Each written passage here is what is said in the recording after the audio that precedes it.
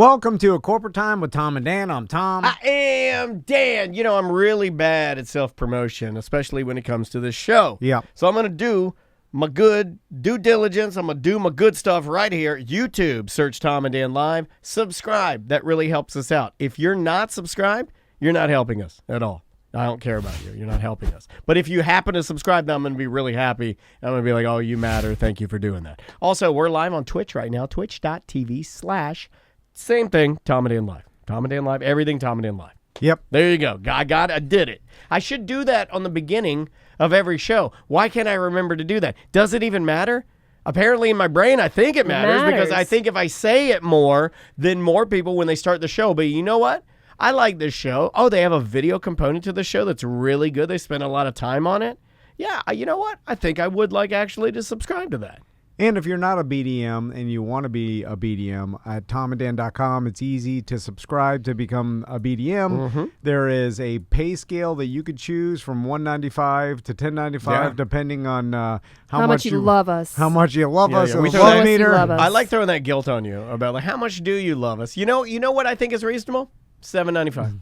Yeah, and here's how much we love you. We're doing BDM Appreciation Week in April, and we're giving out thousands of dollars in prizes and even thank you cards with stickers in them, whatever we can afford, courtesy of Streamline Mortgage Solution. Basically, we're blowing a lot of money. Yeah, Streamline's. Yeah. I mean, I'll be honest. Streamline's giving us $5,000, and then What? I like that Don't he's tell out. the secrets. No, nobody tells But- us that. We're going to tell you the secret. They're giving us a lot of money. We're going to buy a lot of prizes and then give them to you guys. Yeah, and all of that money plus more because we didn't realize, like, man, like some TVs and Oculus expense. Yeah, It yeah. adds now up he's quick. telling all the prizes. I'm sorry. Yeah, I yeah. just- We're going to have some gaming systems. We have a couple of Oculus in there. We And got some TVs in there. Like $5,000 doesn't go that far, but anyway, we're spending all that plus some of our own money to give back to BDMs because we want to show everybody how much we appreciate BDMs. I might even And- get crazy and buy one of them folding up Samsung dillies.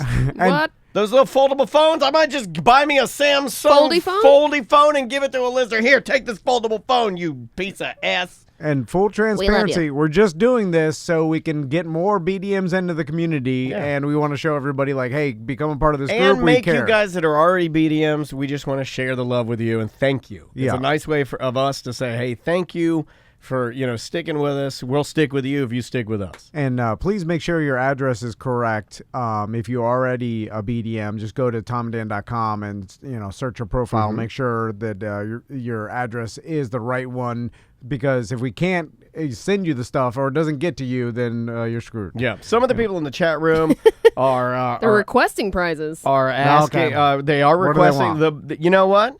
I'm gonna make this happen.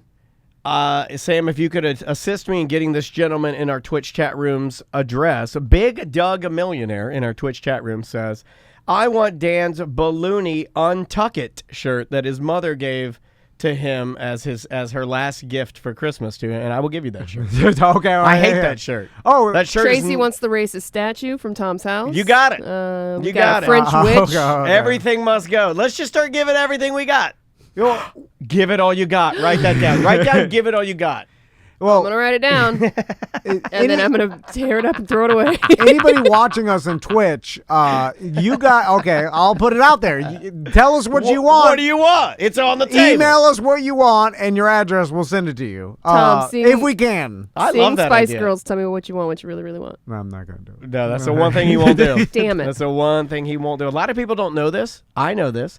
But there was a short period of time in the late 90s and early 2000s when the Spice Girls weren't as popular where Tom dated Sporty Spice. That's my favorite Spice. Yeah, that's the one with the awkwardly bad tattoo on her arm. Yeah. That you're like, get that removed. Did any of them have a sex tape or anything? Wow. Jerry Holloway has pictures of herself naked laying on a dirty tree. Dirty tree. A dirty tree. That's On the how my internet? memory works. Bet me. Does any of y'all willing to look into my eyes and test the knowledge? Hold Who on. wants to test the No, knowledge? I think you're correct. I'm because not gonna- my memory only works for weird things. And Jerry Holloway, the red-haired one, Ginger. Ginger Spice, has nude photos of her laying on a dirty tree.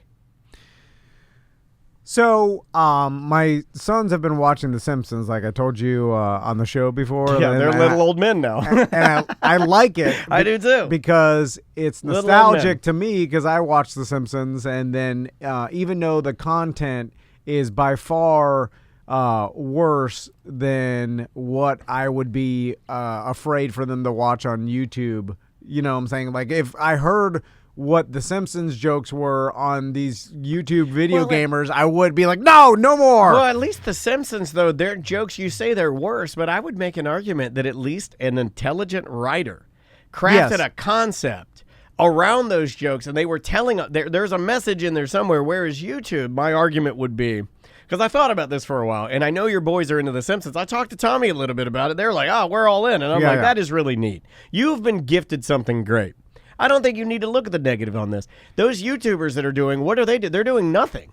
There's no concept there. Exactly. There's no, they're not learning anything. Anything they say is just nonsense. But at least The Simpsons, totally agree. Like it or not, there's a concept. And I totally agree, and I don't care about the content of The Simpsons, except, and this is something I forgot, but like we're watching, old episodes that were in the 90s, right? Mm-hmm. And unless you go back and watch, and you're like, whoa, like it's kind of shocking how different the content and what they can get away with. I can't feel that. I got to go back and witness this for myself. There are multiple jokes, and we did these jokes, and then now it just doesn't land well anymore. It's not funny and whatever. They're calling things gay. And they call things gay a lot. Right. Well, now we call things gay to mock the calling things gay that is represented in The Simpsons. Well, they were just doing at the time what the culture was doing, sure. And then what was considered appropriate or funny or whatever. And then now it's just like, because when they do it, I wait for my sons to ask a question because my sons have no concept of like what that joke even means. They know May doesn't know the term. They know what gay is, and we've explained it. They know like people have two moms and two dads, and but they don't know it as an insult. Yeah, no. May knows and the people. And I don't want them to. I don't want them to know it as an insult. Well, now you got to censor your children from The Simpsons. Wait a minute, you got smart kids in, because I know May knows people can have two dads. And May knows people can have two moms. In fact, one of her best friends has two moms. Yeah. But she doesn't know the term gay. Like, she wouldn't go like, oh, well, obviously that's a homosexual. That's gay. If your boys know that, that's a good thing. They're advanced. Because May just... May doesn't have a... It's not linked up. There's no concept of gay. It's like, oh, you want two moms? Sure. You got two moms. You want a mom and a dad? Sure. You got a mom and a dad. Right. It's have it the way you want it. They don't know. If you ask them what gay is, I don't think my sons would know. But I meant like, they know that people can fall in love with anybody they want, right? They know that. And then so that's not weird to them at all. Not in the least. That's what you want. You want to make it normalized so that there's no stigma to it, not like what we grew up with. Why it was even funny to be like anything extra sensitive, or if a guy says, man, I started crying at this, he didn't, the old joke again. But that's in The Simpsons. Yeah. And it's in a lot. Like, it's not just one joke passing or whatever. It's like a reoccurring thing. Is it enough for you to be like, oh, okay, I see it now? Like, every couple episodes, they'll just be like, well, that's gay, or this is gay. Like, you know what I'm saying? Like, it is that is interesting because it's on Disney Plus, too.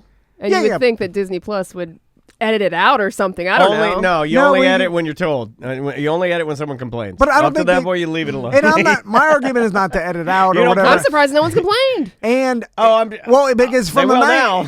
Oh, Tom started it. No, Tom's canceling The Simpsons. No, I don't want to cancel. I don't believe in canceling anything. He doesn't believe in that at all. And I think it's stupid to even go back and say something and judge it from today's times when it was totally old different. episodes. It's ridiculous. Right? Yeah, come on. And I even the whole cancel culture, I don't agree with going back and judging someone with what they said 20 years ago or 10 years ago. Like, even 8 years ago was a lot different. You know what I'm saying? Man, and you're not allowing people to grow. That. Although I'm like, I don't know, and maybe my sons, it will just breeze past them and won't even know.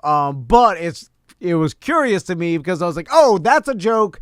Like, I don't mind the other stuff, like that is like maybe crossing the line sexually or other like things that are more adult. The violence. Or the violence, and that doesn't, because that's Itchy all. and Scratchy was pretty violent. Yeah, but that's, I mean, they're shooting each other. The point of Itchy and Scratchy video games was purely to mock And they violence. never die either. Yeah, so, the idea of Itchy and Scratchy, I think, was to... over the top. Well, no, the joke is that Bart is always watching. These two cartoon characters are literally sawing each other's heads off, but Marge and Homer are all in. There's nothing wrong with it. Right. I think that's the joke, is that we all grew up watching cartoons that showed nothing but gratuitous violence, and nobody did anything about it, and here they are doing nothing about it, which I enjoy. It's fine. It's cartoon. Yeah, it's cartoon. It's silly. Fine. But the other thing you're talking about how the world concepts are within the show and how we address real world instances and how we treat people, how we marginalize people, how we, it's interesting that you can, I think you'd have to be removed from it enough and give it some time for you to go back to it and actually see it, because if you're in it, you don't see it.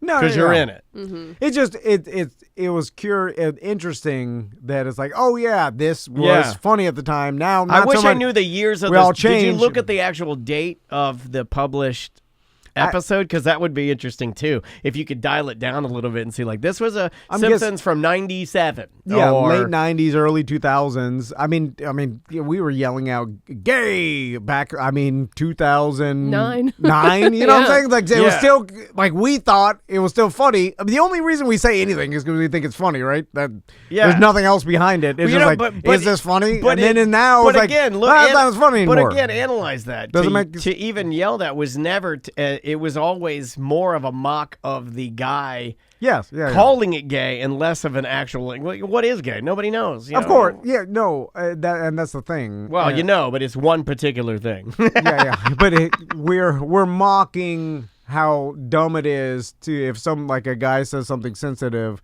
to scream gay. Interesting. In 2008, there was an article saying that the Simpsons were under fire for using the term "gay" as a slur. Yeah. So it's come up before. It just seems like and I think then maybe around that time is when we start transitioning out. And of, they started too. Yeah, they probably did too. Yeah, that's about right. Because that's about right. That's how things work. Like in society, hopefully we talked it out. But it gets better. But anyway, it doesn't stop the fact that it's in there. And then I'm like, I wonder if my sons will pick up that, or even or to just fly right by them, because it means, because society's not like that. It's a joke that's not. It's a confusing joke that doesn't. You know mean what anything. it is? It's an old newspaper. Is all it is. Yeah. Right. You can still go back and read everything that's printed there, but it's not going to all apply, and it's not going to all be accurate. But it was printed at that time. But it's no different than that. You go back and look at it, little snip, snap. All right, we're good. But I'm sure boys in the hood, middle school and stuff are still gonna call kids gay, or for that using. They have new stuff right? now too that means people are hateful. They'll say they still say no. I'm just saying they'll be exposed to that by their peers, or the kids didn't really grow up with that culture, so it's not as much. And I think it'll be regional too, because in the Midwest, I don't think there is up to the culture as say somewhere in Orlando, Florida. Yeah. And then it's just different. Even we're behind comparatively to most people. Yeah, some kids have newer stuff. I heard some kids the other day riding their bikes, not to sound like dumb old man, but they're riding their bikes, and they started insulting it. They're doing the thing. They're picking on each other, and I had no idea what they were calling each other. It wasn't good. But I didn't it was new insults. Yeah, abbreviated in. They sounded like abbreviations to me. Oh yeah. Weird. You're such a Jorn. You're a Jorn. It's something weird, and I'm like, I don't know what that means. You know what? I'm old. Damn fine. I'll just shut the we door. got to learn the new insults, guys. I like my old insults. I'm kidding. I'm joking. I don't want to have sticking to my insults. I don't want to have anything in common with kids because they're kids. I want to hang out with adults. That's what I want to do, but you keep inviting me to kid parties. I don't care what the teens are saying to each other. I don't want to relate to them. I don't care. It's hard. It's hard to relate to them. But we can't. I don't need to. Now, I don't want to. I have sort don't of. Need to. Don't want to. I have sort of a similar problem in my home with a very similar timed cartoon. The Fairy Odd Parents is still Maisie's fallback go-to #1 cartoon of all time. She loves this show on Disney Plus called Big City Greens. It's good. It's really good. About a redneck family that moves to the city. And all the little things that they do, they might as well just be a Florida family. I mean, it's like all of our family. It's a great cartoon. That one I cannot. The writing is terrific, really hip, super comedy, like really funny comedy writing. But she watches Fairly Odd Parents a lot, and man, that is one of the most problematic shows I've ever listened to, like from a parent's perspective. Now get this. The two parents in the show, that it's Timmy Turner is the main character, and then his parents, who really are just called mom and dad. They don't even have names, right? But his mom and dad are the worst parents. They neglect him. They leave him alone. They don't care about him. Hence the reason he needs these fairy godparents to kind of be his real parents. The whole thing is totally screwed up.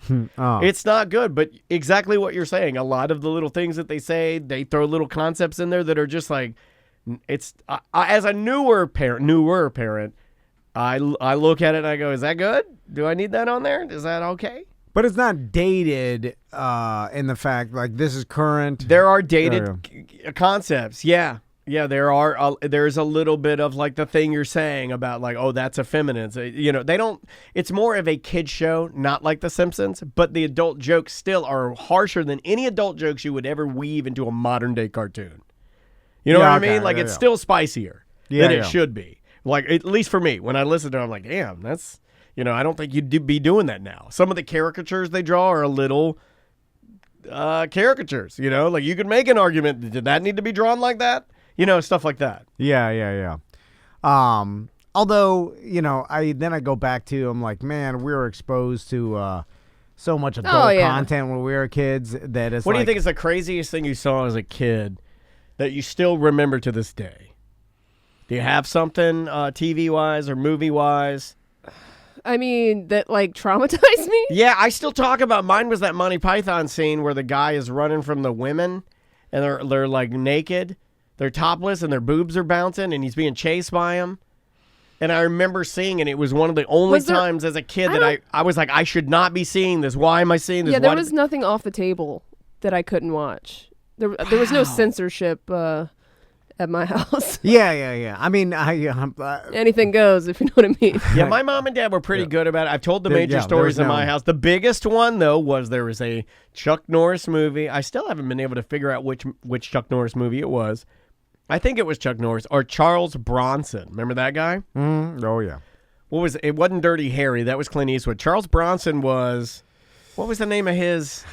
It was the same thing. You're a rough. You got a big gun. Detective. You're slow. Yeah. Slow with big gun. In the 80s, your heroes, we're not going to run down there and kiss the bulls. We're going to walk down there and blank them all. Remember that joke? You're a white guy with a barrel chest and a big gun and a mustache.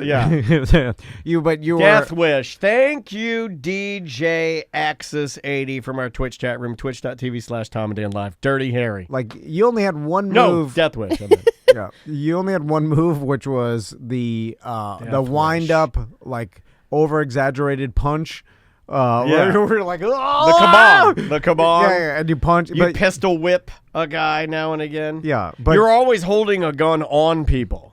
You could barely move. I missed the move where you shoot up in the air to get the entire crowd to duck. Yeah. I like that. I do like, you know what? I like that too. I wish more cops would shoot up in the air to not only to get the order to get the crowd to duck, or to get them to calm down, like if the Bill Cosby calmed down. Yeah, I think you should do it. Like if you're at and this happens all the time, school board meeting or people are yelling and screaming, you shoot one shot into the air. Order. Yeah.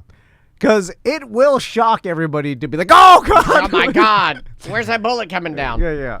Nowadays, it would cause a panic. The day and age where you could use a gun as a way to calm people down, sound equalizer. Those are air horn. Yeah, air horn, gun, air horn. It was like you had this gun. It was like it's loud as hell, so I could use it just for sound. Yeah, just for sound. You can't just don't shoot it near us. Just shoot it away. But back in the day, like now, if a gunshot goes off, people are running for their lives because they think it's an active shooter. Because of the Nextdoor app, everybody thinks everything's a gunshot. By the way, my new fun thing to do, I'm going to get banned from Nextdoor, is to troll Nextdoor, because every night when I'm laying in bed, people will just post. I mean, 1,000 posts. They'll be like, gunshots, gunshots, gunshots, gunshots. Do you hear gunshots? Is that gunshots? Do you hear gunshots? Gunshots. So I go in there and I say things like, car backfire, car backfire, car back. And I say it 1,000 times. I'm like, car. Thing fell off a building. Because not everything is a gunshot, you idiots. And you know what a gunshot sounded like if you'd ever heard a gunshot. Because of there being so many active shooter like tragedies, right? Mm-hmm. That the government has implemented a lot of like active shooter policy, right?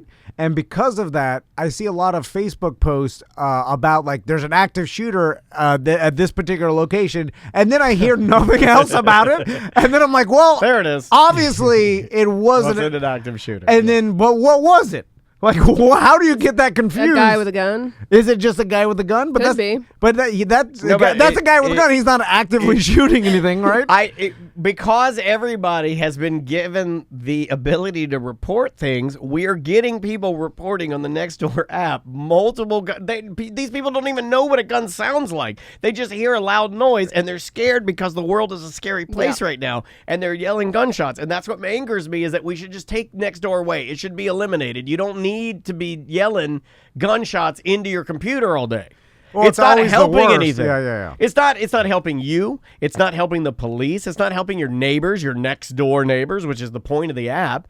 All that app is there's a black person in my neighborhood and gunshots. That's all they do. Racist and gunshots. That's all I see in Nextdoor. That probably adds up to the same. Because, if you're a paranoid Karen, everything is black guy and gunshots. And you can't even use that anymore. You say Karen, look on our YouTube. Our friend Karen is like, please stop saying Karen because it hurts me and the other 2 million Karens out. She's very upset about it, and she's like one of our 1095ers. But she knows we're not talking about her. Well, but it still hurts, Tom. It still hurts. But you're not talking about you. Are you acting like a Karen? No, she's a good Karen. We are talking about you. She's the good one. Then you're not talking about you. We're using Karen as a personality. Oh, God. Bye-bye. Welcome back to A Corporate Time. All right, we're going to do our Weird Hobby Wednesday. Yeah, we don't have a theme song. That's fine. You're going to get to see what, in the biz, they like to call this like a treatment, or this is a pilot that we're doing. So this is the pilot episode of a new concept that Tom came up with. He basically just flipped the script on a concept he'd already had. He basically just flipped the script on the only concept that we have, which is we have people zoom in and then we interview them, whether it be them, the job, their pet, a hobby, their pantry, a refrigerator, what kind of car they drive. What should the theme song, should it be, let me get that hobby. Well, that's it. I think we just read the song. No matter what. For something to write this down. He was doing Laffy Taffy. I know. See, I speak Tom. Well, he stole it from me because I was the one that said we should do that. Oh, okay. I'm sorry. Well, you inception me. Why are you stealing from Samantha? I thought I made that up right now. I swear I did. Why for sure. are you stealing from Semantics Media, Inc.? Well, that just shows you you're trying to do what happened to us. If there's anything you would have learned, it's you support your producer's podcast. You don't try to kill it, sir. I swear to you. I'll take a lie detector. I thought I just thought lie of that. detector? What's a lie detector? Happy birthday, buddy. Brad, it was used yesterday. It's done now. There's no more. Anyway. No more birthday fun. Brad's on the line. How you doing, Brad? Hey, Brad. I'm doing great, guys. How are y'all? Tell me about that hobby. I like it. It's my idea. I thought of it. Anyway. Typical host. Very good. He's going to blow his sleeves off. He's ready to go. So, Brad, what is your hobby? Well, as you can probably kind of see behind me, growing up, I was a gamer kid, like a lot of kids, but I always had a special affinity for going to the arcades and putting quarters in things. And so as soon as I got to where I could afford to kind of build that out myself, I have built a home arcade. I've got 4 stand-up arcade machines and a virtual pinball table right behind me. All right. Okay, virtual pinball. Can we start with virtual pinball? Only because I have a lot of friends that tell me that I need to get myself a virtual pinball setup because I can get in the game for less than $1,000, but then it's unloaded. Like you can download endless pinball machines, correct? Yeah, that's the that's the cool thing about it is there are a few options kind of on the market. I went with the big one, and it's got like 122 tables out the box, and then you can hook up PCs to it and kind of like emulate as much as you want. And then it's connected online. There's leaderboards, Wi-Fi, all that kind of stuff. If you like pinball, it's the coolest way to get into it. Yeah, I love a freestanding, real, like, analog pinball machine where you've got gears and levers, and basically the magic that goes into engineering those things. They're ridiculously.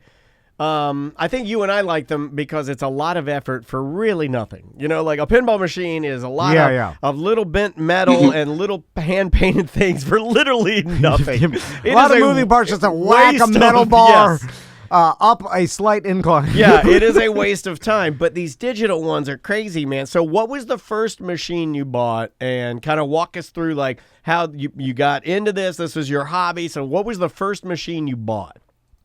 Well, the first one I got is this big one right here. Nice. This is just a custom made main multi 4-player machine. Actually came from a company in Florida somewhere. I'm not sure where they were from, but it was one of these probably you can find like online pretty easy. And it's got basically 15,000 games in it. It's all the arcade games you've ever heard of, and then all the console games from all the computers, NES, Sega, Neo Geo, PlayStation. Did you say, now hold on a second. PS2 era. Hold on a second, because I feel pretty confident Tom will be purchasing one of these in the near future, but did you say 10,000 games? About 15,000. Oh, 15,000. That is a lot of games. It doesn't have the old stand-up, remember Narc? Yeah, it's in there. Oh, Narc is the best because they were emulating the human beings, and they had this one drug dealer who was like a skinny metalhead with long, slick back hair, and he would throw hypodermic needles at you, and I loved it. I loved it. So, Brad, with let's get into the arcade game collecting culture, because we've a lot of auctions. Right? We used to talk to Kramer about this because he had an arcade game in his office, but it was one of those arcade games that had all the arcade games in there. Kind of like that, like but this one. Yours is like fancier in the fact, and this is not a knock on Kramer's setup, but his was like made to look really sleek and kind of like jet black for like a kind of like a chill zone where you push it in the corner. Whereas I kind of like yours is like bright old and big. school. Yeah, I like it old school and bright and kind of silly, kid-like. I like that. But in the collector's world, in the arcade game, stand-up arcade game collector's world, is this considered like you're kind of cheating because all the games are in one, and collectors like individual games? Yeah, to be fair, there's a lot of guys that would kind of have that take on it. The problem, kind of one thing we mentioned before we started, the space-wise for these. This one is about the same dimensions as an old original cabinet. That's kind of why I wanted this one, because I originally bought this one thinking this was going to be the only one I was going to get. So I wanted it as authentic as possible. Sure, yeah. You see how big it is compared to kind of what's around it a little bit. And you run out of space real quick. The guys that get really into all original vintage arcades, they basically have to have warehouses to store them. And, I don't have that kind of room. Exactly. So I kind of wanted the experience, and I wanted it kind of more in a home environment for friends and family to be able to easily get to, and that because it still kind of give me the same feeling when I would go to like a bar or an arcade. Yeah, and I like the fact, like I know some guys. In fact, what's funny is our buddy Adam LeWoo. Yeah, he's a big YouTube guy. You can find him, search Adam LeWoo on the YouTube.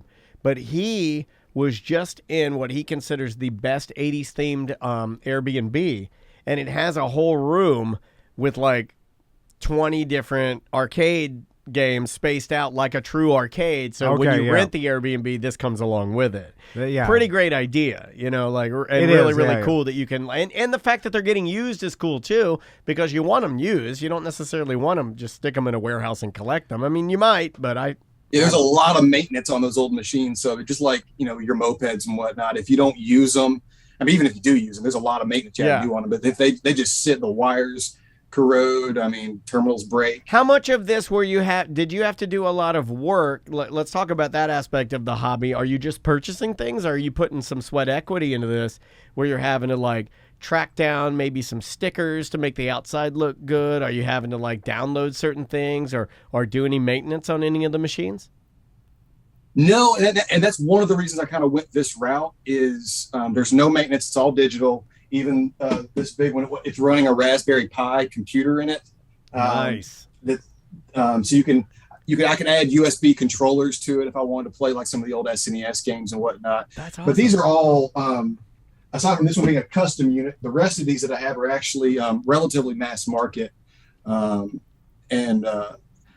no real collecting from like a searching perspective. But I really didn't want to, I didn't want to get involved in the maintenance of them because the time I have outside of my work and everything, I just want to be able to enjoy them. Yeah, that makes sense to me. I wonder if the nerds who named their computer hardware Raspberry Pi bothered to look that up on Urban Dictionary. Just putting it out there. Oh. Brad. I know. Better than chocolate pie, I guess. The other arcade games that you have, how did you, because you have one that basically has 15,000 different games, and so I'm sure it's probably the majority of arcade games that we would even recognize. And then how do you decide, like, okay, what else are you going to get? Because that one, honestly, you just need that one, really, and you can get basically all the games and the experience of the arcade, and so what made you get the others? I mean, this is the Swiss Army knife solution. If I was only going to ever get one, this was the one I had to get.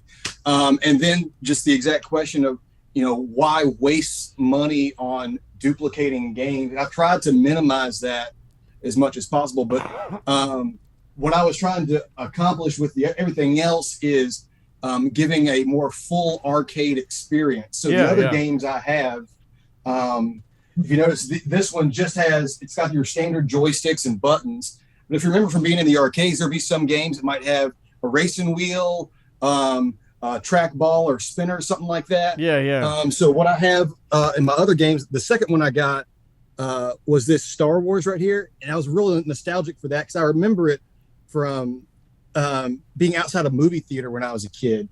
And it's an 80s kind of wireframe Star Wars. But the way you play it is with this flight yoke. Oh, that's crazy. Yeah, I remember and so this game is on that machine, but it doesn't play right because it doesn't have the flight stick. Yeah. And I like that. It's kind of a cockpit kind of. When this was originally in the arcade, it was a little bit larger and it was fully enclosed as a cockpit. But this, like I said, this kind of gives me that experience I remember from being a kid at the movie theater. I love it, man. That's really, really cool. So how do you find these arcade games and how much do they cost? Let's go through the first one where it's like the Universal, all the games in one. Because if we were going to get one for the studio or for whatever. I have another idea. We'd get the Universal one, but what does that even cost? This one, I think, now I kind of remember, it's the name of the guys that make it. They're from Florida. It's the Arcade Guys. Great name. And I think this one was about, because I added on 4 joysticks instead of 2. I upgraded it to add a trackball, and then the shipping was not easy. But all in all, this is like $1,300. Oh my God! Crazy. Yeah, for a collector dad, or somebody that just wants to go all in one, easy. You get the experience, but you're not having to buy 35 different arcade machines. That's awesome, man. Can you play this one got me excited because I kind of had this idea in my head since I was in college. And even like back in the 90s, I had friends like with PCs, we'd mess with emulation software to kind of play some. We play them on PCs, but kind of when you started seeing these computer-based arcades I remember being around college guys, you could buy the components and you could build them yourself, but you couldn't. I mean, buying just the components at the time. You had to buy a PC. You had to buy the joysticks. You get your own monitor, the speakers. I mean, just the components at the time were running $15,000 to $2,000. And then I didn't know how to build stuff. I mean, So like I'd be $2,000 in and then have to build it. And so when about a year or two ago, when I realized that this was available for that price point, I just kind of had to snatch it up. Yeah, I think I've seen a lot of guys do that, and then I think it's One Up or Player One. I forget the name of the company that makes the Arcade One Up. That's what kind of some of these other ones are. Yeah, Arcade One Up has done a great job, I feel like, of making these type of experiences more affordable for like kids and namely dads. You know, I'll throw moms in there too, but namely this is like kids and dads are really buying these little stand-up arcade deals, and I think it's pretty cool. My kids love the little Star Wars. Oh, I bet. And it's the right size for them and all. Yeah, May's seen a couple of her friends have them, and she thinks they're pretty rad. Well, I was going to ask you that, Brad. How old are your kids? 20 months. Twins. Oh, my God. You got a lot of arcade time left before they do anything. Yeah. Well, that's great. Soak it all in, man. Because I started thinking about this, like, when I was a kid, I was telling the story on Twitch before this. My buddy, his dad, like, his 7-Eleven business blew up, and he moved to West End, but we were still friends with my neighbor, Adam, right? So we visited him in Weston, where like Dan Marino lives, like, a gated complex, like a McMansion or whatever. We're going to Weston and to visit our friend. He had a video game room next to his laundry room, and it blew me and Porno Joe's mind. Oh man, where we were like, "Oh doesn't my take a God!" lot for Porno Joe though. But we at the time we were like Tommy's age, 7, 8 years old. Yeah. And he had RC racing. He had wait. Are you talking about with four steering wheels? With the wheels. Who was a main guy on that? Ivan.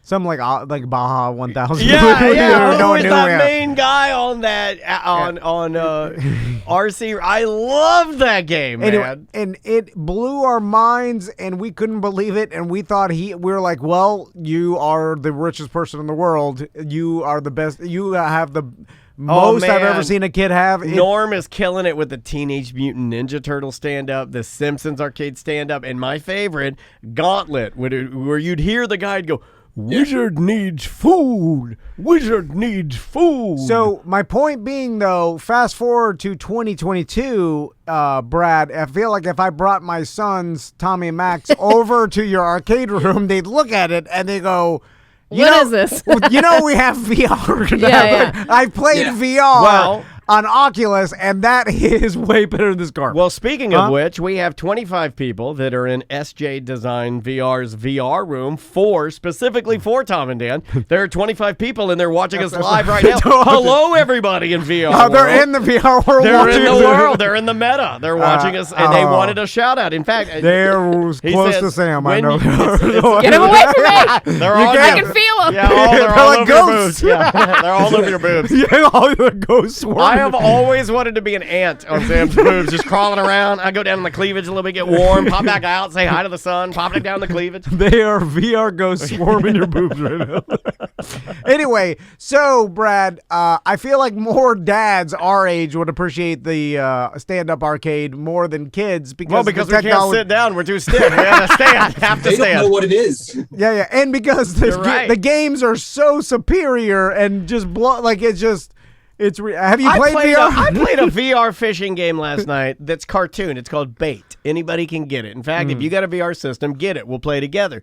This game's called Bait. I went to a virtual bait shop, and I bought a bunch of reels and rods from a virtual redneck hick with a big old beer belly, and then I started fishing for fake fish in the Bahamas. It was amazing. So Brad, all in all, you have how many stand-up arcade games? 5, including the virtual pen. That's awesome, man. Well done. And what would you say your total collection is worth? $4,000. Yeah. All right. Probably right. That's not bad. So if you wanted to build your own arcade room, right? Say you're a nerd dad, you got a spare room, your kids went to college or whatever. Man, you know what I'm saying? I think for $2 G's, you could set it up nice.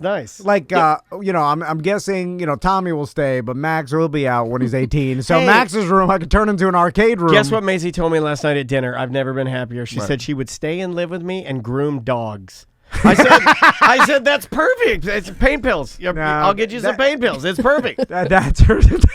It's right on brand. It's right on brand. We'll keep drinking our Diet Mountain Dew and live together forever. I love her so much. She's my special dog groomer. You know what? I'm not going to ask on that. I hope she does. It's all I hope I she does, but I want it too. I want it. Don't leave me, Maisie. Tom turning 40 changed him.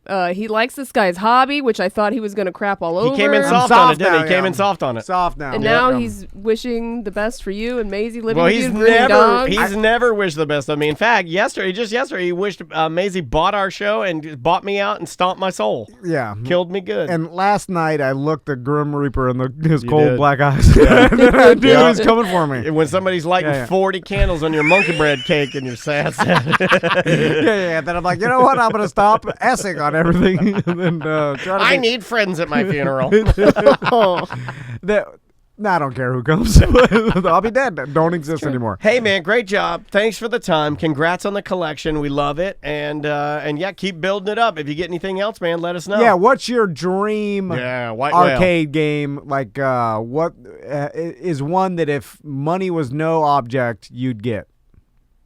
Well, with space being the main idea right now, I don't have anything more room here, but we're probably looking towards a new house in the next few years, and I'd like to kind of build this out a little bit bigger and everything. I'd like to get a real pinball, like a vintage Addams Family or something like that. But I'd really like an original Nintendo Donkey Kong cabinet. That would be pretty rad. You know what's sad about nerd dads when they find okay, so Brad, you're getting older, your career is getting better, you're making more money, you move into a next house. It's taking you a while to build out. Like, let's say you get a house with a detached garage, so then you make it like air conditioned and all. Then you build your arcade and you put a pool table in there and some neon Bud Light kegerator. But all your friends are dead, so no one comes by. Yeah, you just describe my room. So you just sit in there. It's really just a place to be sad. And none of your friends can come over because they're all too old, and you're too old to enjoy it. So and then you're just sitting in your room that you built You're sitting on a sparkly vinyl, like a sparkly vinyl bar stool. You have one arm on your bar. You're surrounded by full kegerator. Yeah. Like, who's gonna drink all that? Full you can't even drink. You got diabetes. So you can't even drink that much anymore. You got all the beer, full kegerator, multiple video games. You're surrounded by old 10 signs of yesteryear, Coca-Cola to the left. You've got old gas station signs to your right, and all you're doing is sitting there, and it's a big remember when of all your friends that have died. Sounds like a good time. Yeah, it does. Age or wealth is wasted on the old. And you're sitting there, and you're like, I'm so sad. I'll play some Miss Pac-Man. we host a lot of fight nights up here, so my friends are always coming over. Watching UFC and taking a break and playing some games when there's a dud match on. So but the girls are fighting. Let's play games. Yeah, but that'll change as things move. I'm talking about 10 or 15 years. Like, some of your friends get divorced, they move to a different place. Like, so one of them gets a pain pill problem. You don't stop talking to him, and then one of them breaks in and tries to steal some of your games, and you have to shoot him. You have to stand your ground on him. You stand your ground on him. You kill him right there in the arcade. All right, Brad. Thanks for being our first Weird Hobby Wednesday. I like it. He did a great job. You did an awesome job. And guys, thanks. And one day I'll have my own arcade room. You hate video games? No, I don't. Okay. All right. See you, man. See ya. It's just nostalgic that I want, because it's a representation of being rich to me, having an arcade room, even though it's not. What's the new? All his games cost $3,800. Yeah, I was surprised it was so low. Yeah, dude, and stand-up arcades are not that expensive. And anymore. I really like how his setup was like. And I didn't mention it. I should have. I mentioned it off air. But he had one of them in front of a laundry door or some door for a closet. Yeah. He's like, "F that closet. I'm running my You're game." not getting in there. And I've always done mine. I've always kind of been like that. I've never been rich or anything like that. I got a drum set in my house. The drum set's probably going to block a closet door. That's just the way it goes. I don't have. Especially now, I live in a townhome. I don't have enough space. Oh, you need the old man garage. I Fill it full of junk. Oh, no one my comes. junk. My junk. No one else's junk. All right, bye-bye. It is another A Corporate Time with Tom and Dan. I'm Dan. I'm Tom. Samantha, our producer's here. Hey, Sam. Hello. Join our YouTube army. We don't really have a YouTube army. We have some people that subscribe to us. But you can join it by just searching Tom and Dan Live on YouTube, and then hitting the big subscribe button, throwing the alert on, and then every day right around want to say like between 5 and 6, I will drop a brand new video of the daily recordings, and you will enjoy it. We're also live on Twitch right now, twitch.tv/TomandDanLive. Let's do some voicemail. All right, buddy. I believe that this one is from our very good friend, Canadian Josh. Hello, Tom, Dan, and Sam. It's Canadian Josh, just checking in with a hot take after listening to the latest BDM episode. Dan, you were discussing dying on the hill of being in the passenger seat and having a beer while your wife drives. Buddy, I will die on that hill with you. But let me pose this scenario to see where you guys come down on this. My oldest boy has his learner's permit. Him driving, me in the passenger seat as the driving chaperone while he's on his learner's permit. Can I have a beer? Good dad? Bad dad? My dad did it When I was 8. Didn't have a permit. I'm going to guess that the law doesn't want you to do it because the kid's still learning. It's Canada. It's fine. And you need to be there to, like, you know, jerk the wheel away or something in case he's going to ride into an icy lake. But if you're asking me, I'm going to say it's fine. If you're asking the law, right. I'm going to say, well, they probably would They'll frown upon that. Yeah. If you're asking I me bet about... that's beyond an open container violation because technically You're still in control of the vehicle. responsible. He's just piloting on behalf of you as a learner, yes. I wonder if they can charge the passenger for somehow being DUI? intoxicated. Yeah, I think they could. Maybe that, but it wouldn't be Maybe a not full if he's a minor. DUI. No, not the driver, like the Josh. Josh for getting drunk, but he's still technically in charge of the car because he's the adult. So could he get some sort of drive or like instructing while intoxicated? I don't know. That's a good question. I do not know. I mean, he'd have to back this up with a little more than just his opinion. But Dan Paul in our Twitch chat room says Canada does not mess around when it comes to drunk driving. I could see that because they have some pretty strict rules on a lot of things. They're all drunk up there too. Yeah, there's a lot of drinking up there. That's true. They nothing else to do. They like their beer. I'm going to guess, no, you shouldn't do that. But if you're asking me, I think it's okay. We were, Sam, you were allowed to drive when before 15, right? Yeah. Yeah. It's I feel like that's no offense, I was too, a white trashy thing. Yeah. Like, now, where does this gauge? I got my car at 14 to fix up. Yeah. I was driving it around my neighborhood by myself at 15 with no license. But it was my car. It just had to sit. I think, but your parents were responsible in the fact that, by the way, my mom couldn't take it to over. my friend's house or anything, but I could drive it up my road just to practice driving. It was a standard. I didn't know. My dad that's fine. My dad was obsessed with me learning to drive a stick shift. He was like convinced that if I didn't know how to drive a stick shift, that I wouldn't get a girlfriend. I wouldn't be married. You know what I mean? Like, it was like extremely important to him. It's a rite of passage. Right? Yeah, he bought my car. We fixed it up together between the ages of 14 and 15. At the age of 15, I only had a learner's permit, but I couldn't drive by myself. But they would let me get in my car, just drive around their subdivision in my car.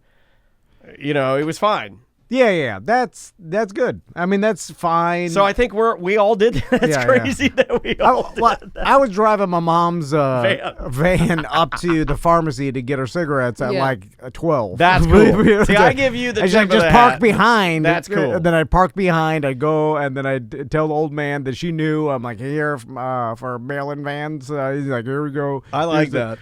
And he'd give it to me when I was 12 years old. Different time. Yeah. It was like Now, are you driving on streets 94. are there street lights? You take the back roads. You know, where the pharmacy was, it was all back road neighborhood roads. That's so cool. So it's fine. I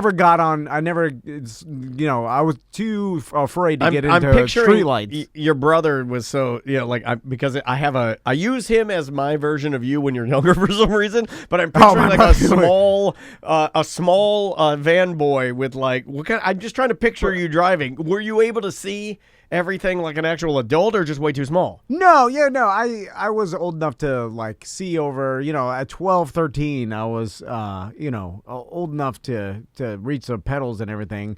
And speaking of that, I was more afraid of getting in trouble than my brother. My brother's less, he was probably driving at 8 or something. He was, Bart Simpson with the wood blocks on his, driving far. Yeah, and he liked his vehicles. He was known to drive. I was just telling the story last night, and like Crystal cooked dinner for my birthday and invited my mom and her mom and then like family over. Ew. And I don't know why I said that. I just thought it needed an ew. I was like, man, I remember like my mom letting me drive her van at 16 with my buddy the Wizard. He was 15.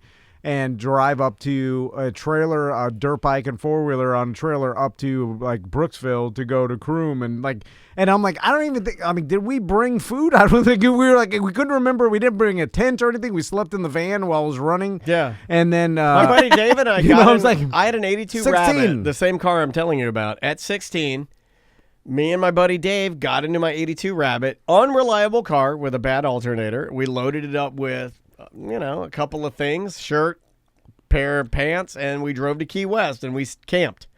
Yeah, and then we drove back. No cell phone, no plan, no unreliable everything. No way to get in touch with my parents. Like really just driving, and then we camp, and then we drive back. It's weird. No one had cell phone, so we were at a place that it didn't like. My mom couldn't even get in contact. My mom She'd didn't have know to which call campground I was staying at. She would have had to get in touch with the highway patrol. She'd have to call the local authority. Yeah. That's insane thinking about that. I'm scaring myself reliving this. Well, now every kid is going to have a cell phone. You'll be able to look at exactly where they are and call them every second and be, Dude, Maisie already does that. They can just turn their phone off. Maisie already does that. They wouldn't be allowed to. This morning, I get messages from Maisie, because she has Facebook Kids, I guess, and she'll just message me. She'll be like, I'm up. I'm going downstairs to eat. She'll message me on her iPad. And I'm like, okay. She's like, are you guys up? And I'm like, me and Mama are still in bed. Mama's getting dressed. And she'll be like, I'm eating. Come down. Like, we have conversations. That's too much. I have to lift my kids out of bed. No. Carry them like babies.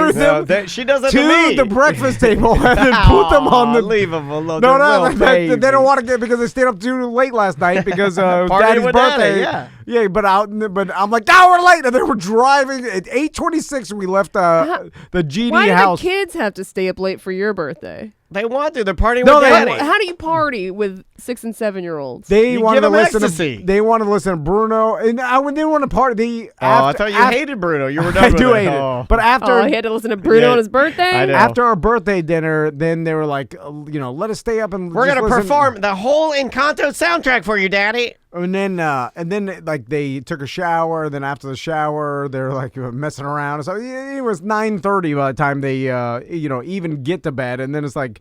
Then they're tired as hell in the morning. They were rushing to school. I'm screaming, go! I'll give you another one. As long as you get in the door, they can't call you a tardy. I'll give you another one that's weird. And it's all linked to Andrea's phone, too, and mine. But I think Andrea turned the notifications off for me. But her friends will just call her on Facebook Kids. She'll be sitting and watching TV, and then on an iPad day where she's got her iPad, and it'll just ring, and she's like, "Oh, it's my friend Maddie. Excuse me," and then she just go off with her iPad, and she's talking to her friend. It's weird because that's 6. So I say, I'm dumb old man. I look at Andrea and I go, well, this is too young, right? That's not what kids are supposed to be doing. But all the other kids she knows are doing it too, so maybe I'm wrong and I'm dumb old man, right? DOM, dumb old man. I don't know what's right, man. He put a man on that, and that's how you know he's being serious. Well, Tommy tells me, he's like, I want to play Fortnite. Yes, he told me that. And I'm like, you're too young for Fortnite. It says 13 and age 13. And he's like, all my friends in the class are playing That's going to be the argument every kid's going to give you. All my friends have a cell phone. All my friends have this. All my friends. Yeah. And I'm like, oh, God, I guess you can. Because I'm like, all of them? Well, I don't want you to be the nerd that's left out. Every single one of them? Okay, well, I guess you can have Fortnite. You got to be cooler than them. Or they're going to get you. His hair's cool. His hair's on point. Yeah. I mean, I'm worried about Tommy anyway. Have you seen his hair now? It's no, I don't go to the children party. It's luxurious. He would have liked for you to be there. I'll tell you that. I don't want him to be the kid that is not like all the other kids. His parents don't let him play Fortnite, and all the other kids know. And then God. You know what I'm saying? I don't want him to be that. So then I'm like, well, maybe you can do it.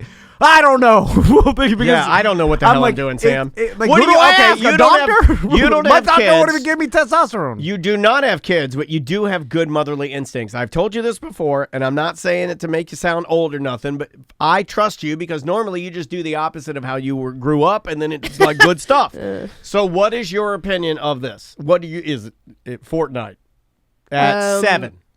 See, I have not watched or played Fortnite, so I don't know You how haven't? crazy. No, me I don't, neither. I don't really you know would how really crazy like it is. You and your It husband just would has love guns. Fortnite. I mean, it's like It's cartoon, dude. You build a fort to protect yourself, and then you shoot at everybody else. I wouldn't give in to the kid though, just for saying all my kids or all my friends have it or play it. No, I know. I wouldn't do that, but. I would vet the game myself first, and then be like, and then I know my kid, and I'm like, okay, well, this is fine. Well, that's what I'm thinking. Or it's not fine. That's what I'm thinking. You have the to wait a easy few answer years. from the Twitch chat room, easy answer from Fresh Gardenias. Just tell them no. Gives them grit. All right, there's that. Well, that's fine, and I could do that, and he'll accept it. It's not like he won't Tracy accept has a that. 9-year-old. But- He plays Fortnite. Well, just like if Tommy is correct and all the other kids are playing it, I don't want him to be the kid that is Doesn't not get to allowed. play it. Yeah, but that doesn't mean it's a good thing. It doesn't. And you also shouldn't encourage your son to give in to peer pressure. No, he's not. He's not saying they're making fun of me. I'm making that. You're pre-planning thing. that's going to happen. Yes, I'm saying if everybody else is doing these things. Plus, I know Tommy. He's follows the rules. He's a good kid, so I'm not really that worried about it. Just the general idea. And Crystal's right. She's like, I don't want him. Like, if it's a 13-year-old game, he's too young for it. And I'm like, yes, but. If all the other kids are playing it, it's like, what if all the other kids were watching VR porn? You know what I mean? You can't just use that excuse as like, all the other kids are. Those kids are watching VR porn. They're cool as hell because that's where it's at, man. But VR porn is obviously in an extreme. It's too close, though. Can I get Fortnite is just some kid, like some cartoons shooting each other. What Don't is that? they already play games like that? They play Roblox, which is a dumbed down version, and they don't have guns necessarily. I or think maybe the they do. chat room. I don't know. I never looked. I at think the chat room. What do I know? We have a decent amount of moms and dads and just intelligent people in our Twitch chat room. Yeah, what do they say? Twitch.tv/Tom and Dan Live. And I like what they're saying. Tell me if you get this. I don't want the intelligent people opinion. I want the No, Castleberry parents I think opinion. they're going to like this. I think you're going to like this. That's because where they go. I think they found a decent compromise, and I think they did find the root of where the problem would be. The root of the problem is not the Fortnite game or building a fort or using Snake Eyes from G.I. Joe or Star Wars characters to shoot other people with cartoon guns. The problem is they're going to be in there mixing it up with other real world people talking, and those people are not going to be nice. They're going to use language and words that they shouldn't be using. They're going to have concepts that are more Do they involved. have to play online? You can turn it off. You can turn off the chat. Yeah, you can turn. And you crank all of that off. We're turning off. In fact, we had a conversation today, like, because Tommy, he likes chatting on Roblox, and I've told him, I was like, I had multiple conversations with him, like, listen, if you say anything inappropriate or but there's a parental block where you can't curse or anything on that particular game, but you could get around that easily, and I know that, but so it's like, I'm kind of letting Tommy, like, let's see how he's giving him a little independence. You got to. Because he's such a rules follower and such a good kid, like, that I kind of want him to be like, let's give you a little, rope and see what you do with it. You know what I'm saying? Like, give you a little independence, because he's not independent. He's not Maisie. Like, he and Max, they're, obviously they're codependent on each other, and then very, like, they're not out there doing anything, so I'm like, hey, there's at least this, so like, give you a little bit of, but that's the worst thing to give him is internet access. I know. Hey, get him out in the real world. The other side of that I worry myself with is I got this kid who's super independent. She gets up, messages me. She's going down to make her breakfast. I go downstairs. She's just sitting. The TV's on. She's just sitting there like an old man ready to go to work. I'm watching the news. I'm going to the coal mine. And the problem with that is I don't want her to end up being some sort of weirdo loner that only lives by herself, can't interact with other people, and just wants to be alone all the time. She does. She likes her alone time. She's one of those weirdo only child kids. I was one of those, and it's so funny that the New York you lonely got boy. married, Andrea got married, so it's like I barely got married. They're bro. replicas of I don't you. know. I don't know. You no. Come on, be honest. I barely got married. It seems like she is a New York lonely girl, and that is a Tina Fey joke and concept, but it is true. When you have an only child that lives with two people, like me and Andrea are like, we're pretty vocal people, we're outgoing, So we bring her into the adult conversation, right? Mm-hmm. Without even knowing that we're doing it. And now we have created a little adult that is just doing little adult things. And Well, that's what you're supposed to do. You're preparing them to be an adult. But at this age, when you see it at 6, it's a weirdo. She's a weirdo. She walks around like a little Karen, ready to do her stuff. You know, like she's like a little adult. She's not as kid as I want her to be. Does that make sense? Like, yeah. There, it's like, why are you worried about that? Why you got that anxiety? Why are you emulating me? Oh, I know why you are, because you're my only kid, and I pull you into adult conversations all the time. I'm basically making you an adult, which is good and bad. Yeah. Good and bad. But she's also she does dances around a bunch of other kids. Like she does a lot of. If she didn't do any She of does that, crafts. She does little kid stuff. yeah, she's around, and then she's at school longer, so she's around kids. But I don't get more. any snuggle time. Yeah. See, that's what it boils down to. It all comes down to I snuggle time. can still hold Tommy like a baby. Like, there's Oh not my- my he's long. half your size. I know, and He's then I'm tall like, as you're he's like, He's 6 foot tall, for Christ's I'll sake. snuggle. Like, I'm not good He at dunked on snuggling. me.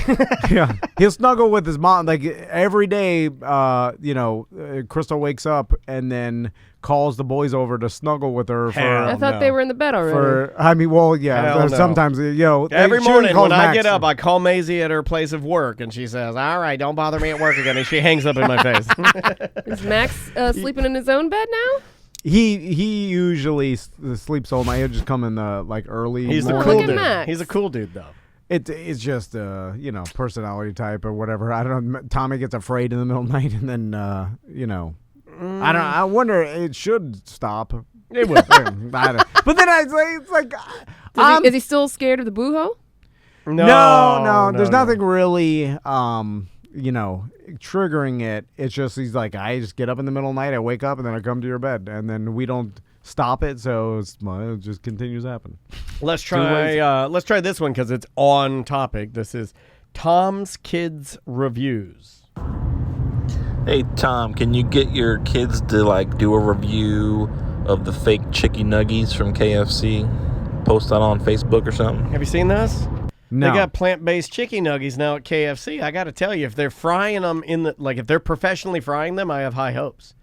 Because veggie nuggets taste great. I very much like them because they're just it's a pump full of sodium. Yeah, I mean, How do you even tell the difference? It's just dude, it's almost exactly the It's same. great. I love every single. So I'm guessing that the ones from KFC, but I thought it was cool. I flagged it because I'm like, if you guys are on the road, nice option to have. Yeah. You know, it is. Do they fry it in the same oil?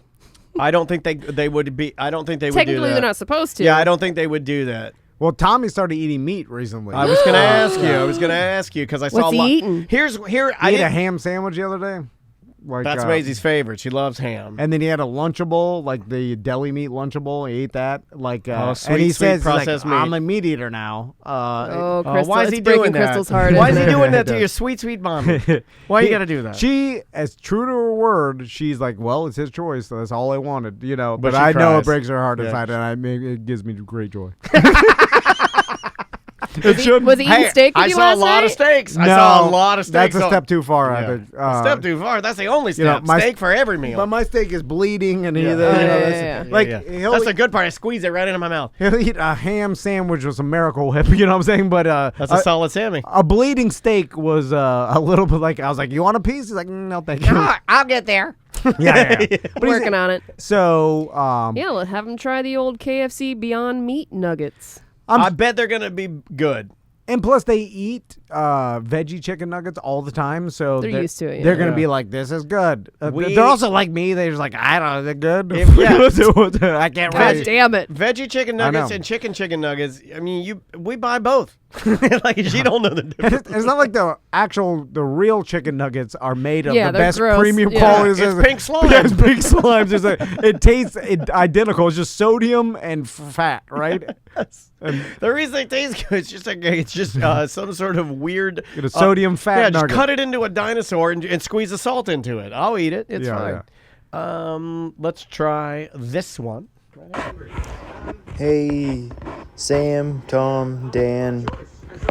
I'm listening to the best of ACT over here in Western North Carolina, and you're talking about the ritual of rolling your weed or smoking your cigarettes or drinking your beers. And actually, my friend's wife is writing a book on religion, but it's not religion like you would typically think, like a god. It's religion like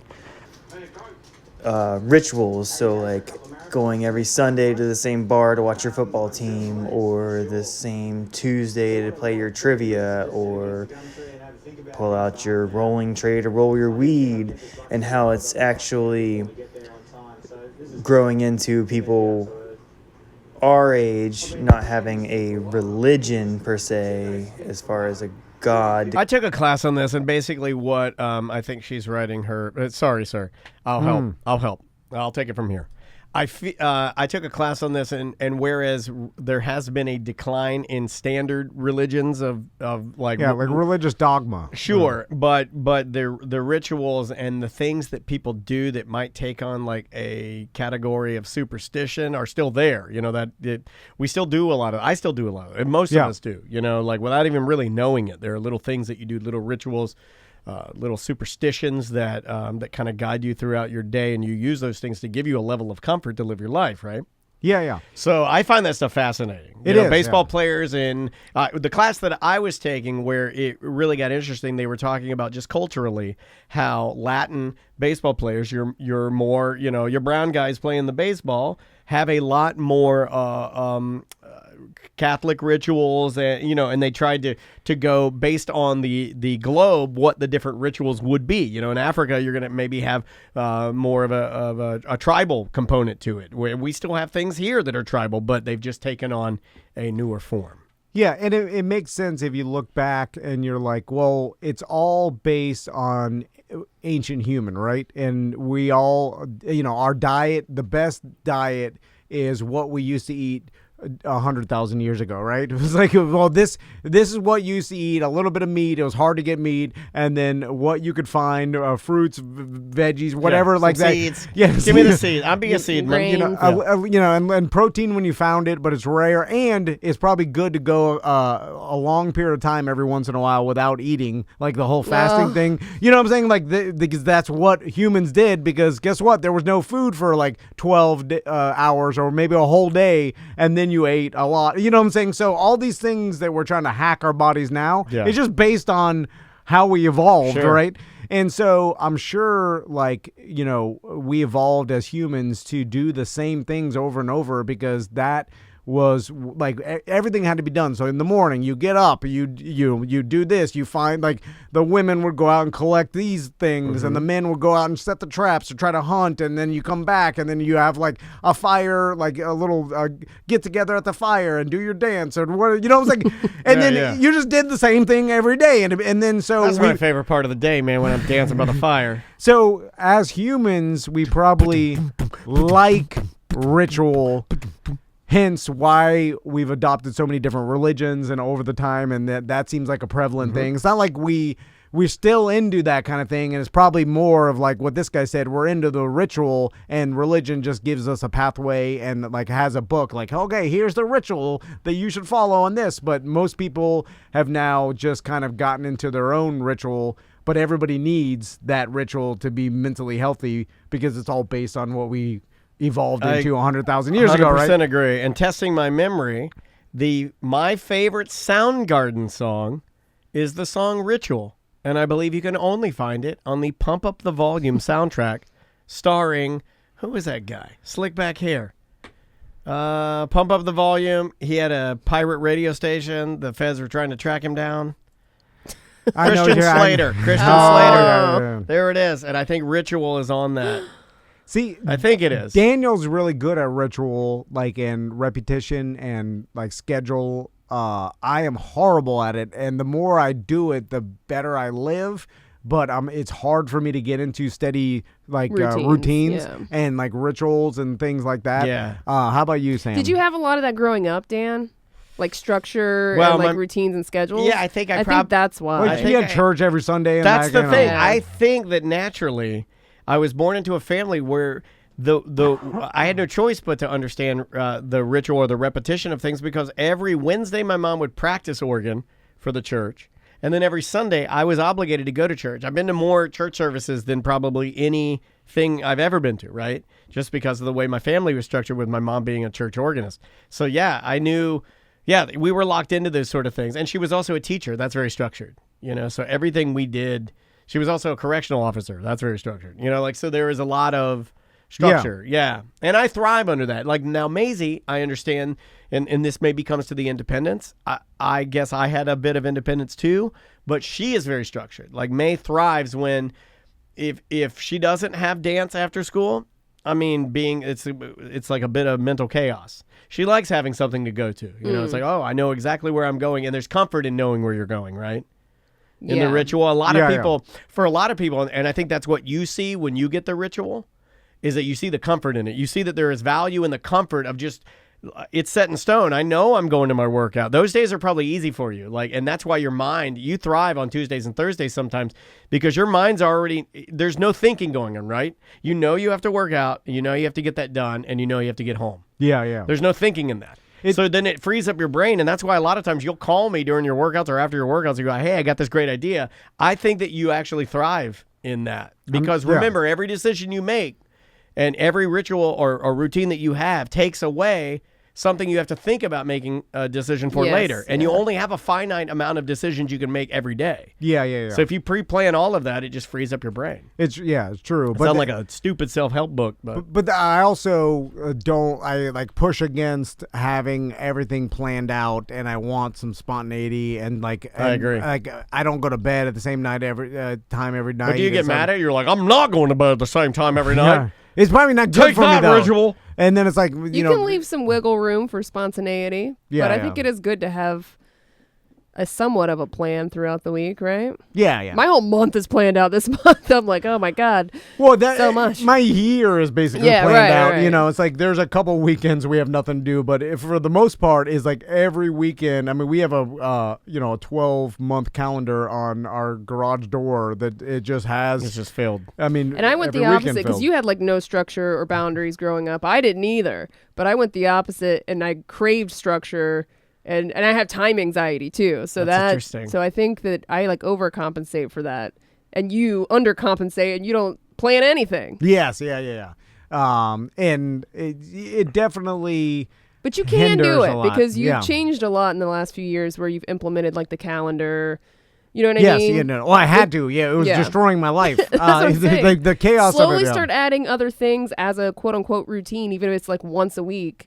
And I bet it'll change who you are as a person. Again, you see the most successful and you're 40 now, man. No, I know. It has to be done. I believe that. I'm going to keep saying it. You do not look 40. Only when I'm in my 30s now. The most successful people have everything planned out, and their day and their routine is the same every day. And so it's telling you something. It's like it's hard to find a super, super successful business person or whatever it is that doesn't it's just every day I wake up, it's a little this, little that. No. It's always 4:30, workout, meditate. It's although there are anomalies like your Jerry Garcias of the world and stuff and the total free. Why the hell did you go to Jerry Garcia? Because I imagine that maybe he doesn't have a dead set structure. Man, of his that life is a good choice for that was a good choice. I'm like, how the hell did you get to Jerry Garcia? But I like that choice of reference. I wonder if he was structured, Jerry. He was structured enough to have a big time deal with Ben and Jerry's ice cream. True. And we were talking yesterday about Kanye West and all the crazy he's doing. I'm like, well, there has to be something that built his $1 billion empire, right? Just there has to be some structure that we're not seeing. There's a lot we're not seeing for that dude, right? We're not seeing the behind the scenes business meetings that he's taking and the decisions, because he has to be. He didn't get that much money from luck, right? Over this much time? Absolutely not. He would have done something to ruin it over this amount of time, right? Well, he is doing something to ruin it. I think. Is he?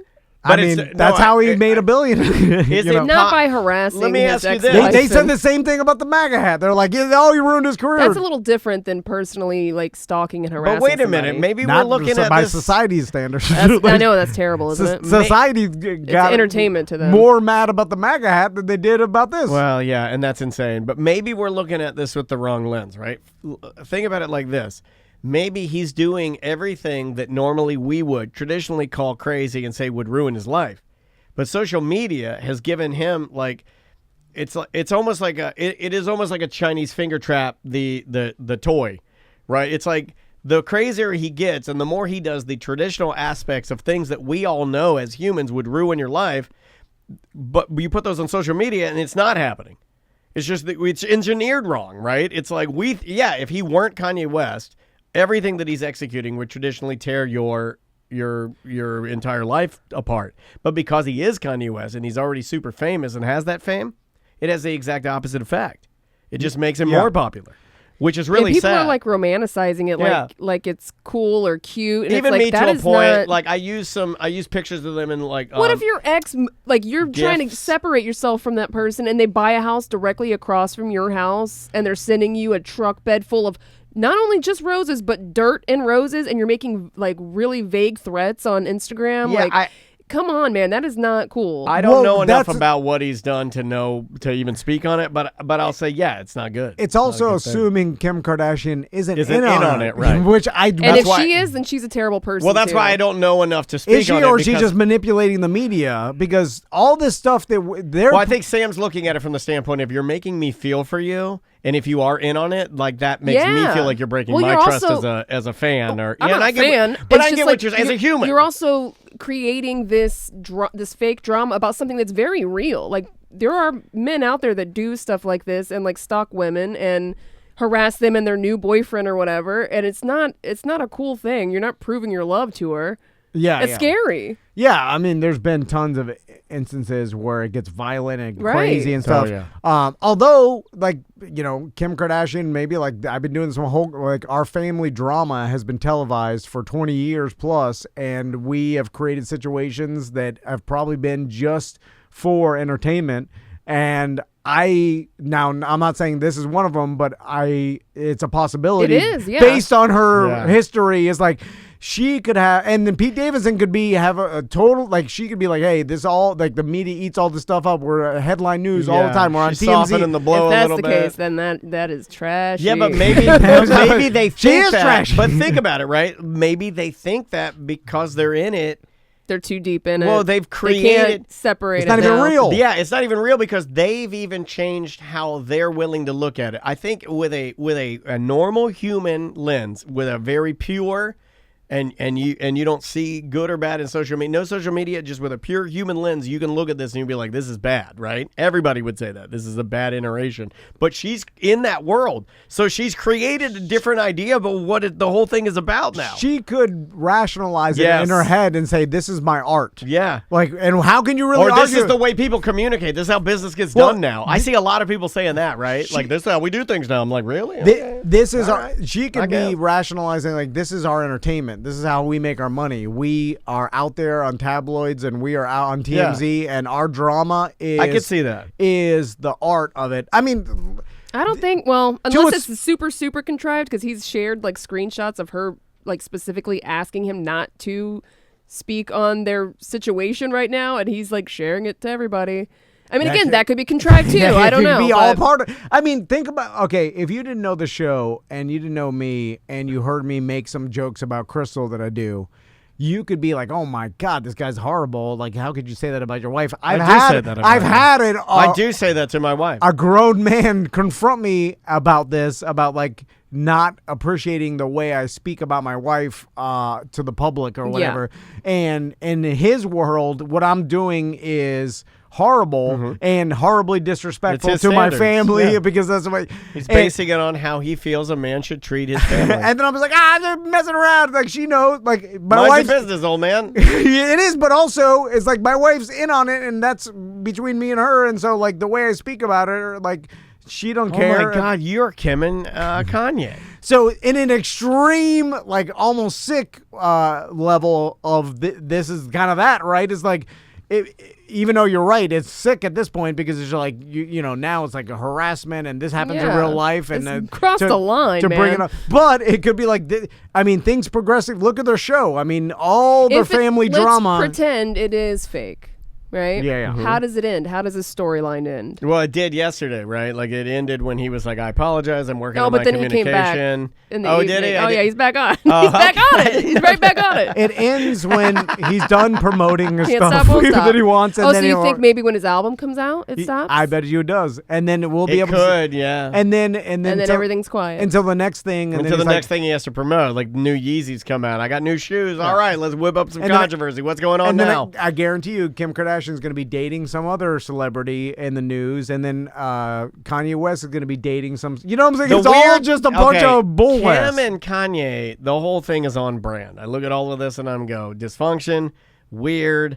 It's been like this for a minute. Okay, we get it. Pete's the thing I don't get. And not for any reason other than like I'm not saying that they can't have a good meaningful relationship as two adults. I just don't understand why he would want to link himself not to her. She's pretty. She seems like a nice enough person. You don't pick who you love, right? We all hear that. I'm just saying, why would you want this amount of BS in your life? Because it sounds unless like, you really love this girl. Thank you. That's what I'm you saying. got to deal with Kanye's stuff, and he's the got media. 3 or 4 kids. But if it's the all world. if it's all fake, it's not. He doesn't have to deal with anything. Right. Like so, it's all. Well, it's that's all just why I'm publicity. leaning towards fake, because why would you want to even be involved in this? His name is out there so much, and like SNL's never gonna get rid of him because everybody wants to see him on SNL now because he's more famous in the show. Yeah, but now all Kanye's fans hate him. What does he care? And do they really They hate don't him? really. They're saying that yeah, they do. it's but- He's getting threats. Yeah, but internet I threats get are threats. nothing. Yeah, internet threats. And he's a celebrity. He may be used to it, so he's like, who cares? Like, I don't know. It all seems like a bunch of BS. And don't even get me started on the Bob Saget autopsy. Oh, yeah. Well, that kind of taught me even more that entertainment media is all BS and it's all just a bunch of clicks and it's not real. Like, no one's there to find the truth. They're just there to report something that's going to get them clicks.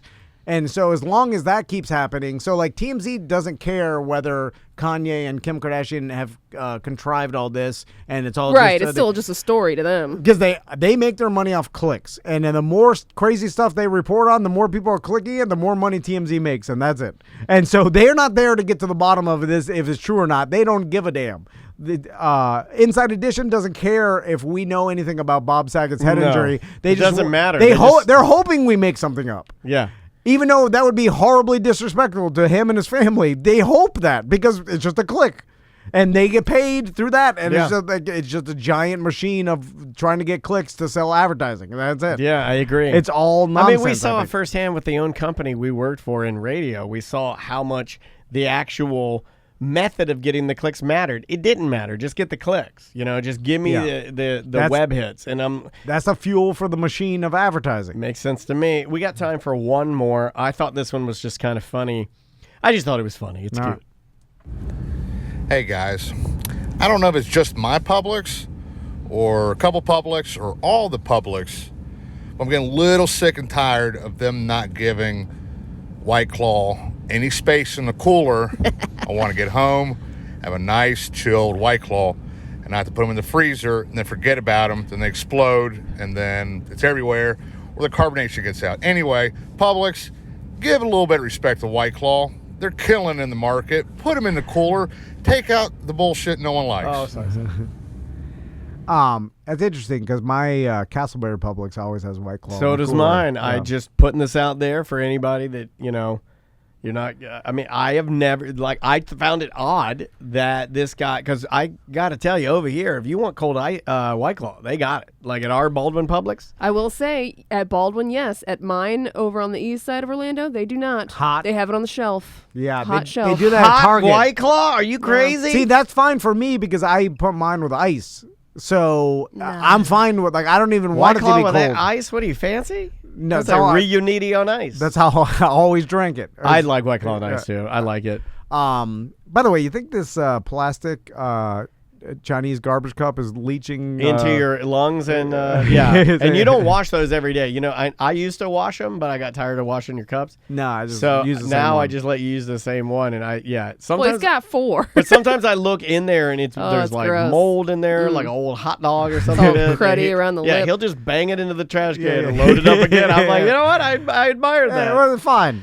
You know what's fascinating is all the brand, like there's a whole behind the scenes like war where it comes with brands and like trying to get the optimum shelf space. Yeah, like that's a whole. We should talk to when Jesse from Odang comes because he knows about that grocery store like.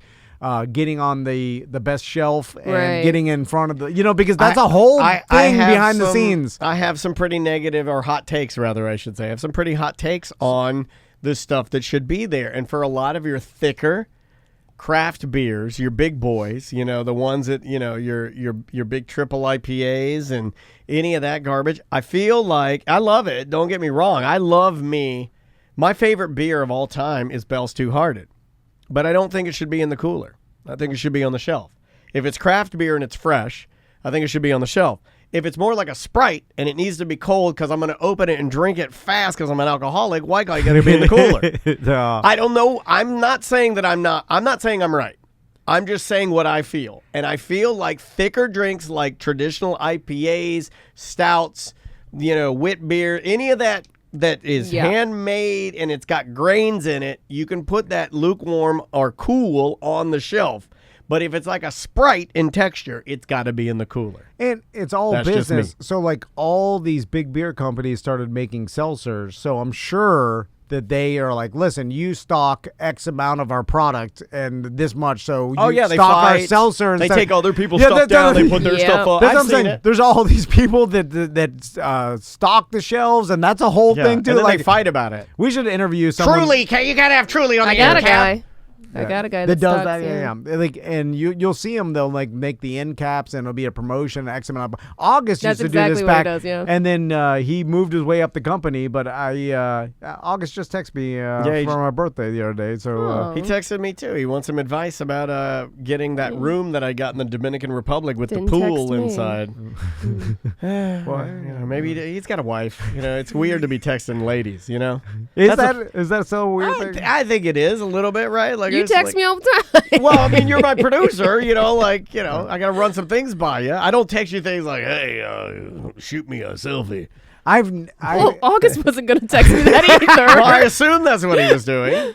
Like, I'm joking. I remember I went to someone's house, and the only one, long story short, only his wife was there, and you shouldn't have been there. You shouldn't have been there. And then it was you have defiled this man's dwelling. And you defiled the abode. I was like, should I not have come with only his wife being there? What were you guys doing? No, nothing. I was like, it was. My dad was a big believer in that. If safe touch man is coming, I'll be there. That's old school. Safe touch man ain't pumping you with me not being there. And there was a time. I prefer my husband to be at home. Honestly, and my dad would stand there with his tie over. Is like, I'm watching you, laundry man, and they do the work, and then he'd be like, all right, back to the room. See, I have none of that because Crystal's been so independent in her life that she doesn't want. In fact, she's mad if I'm stronger than her, or someone assumes where's your husband for this? Like she's trading in a car. Because her mom's super independent, but and then growing up with just my mom, really. I have no misogynistic No, me neither. I let Andrea handle everything alone. And sometimes I like it though. Sometimes she'll text me. She'll be like, "The cable guy's here, and I'm scared." I'm like, "Well, what do you think I'm gonna do about it? Don't text me. Call the cops. I'm little. Leave me alone." All right. We'll be back with more Corporate Time.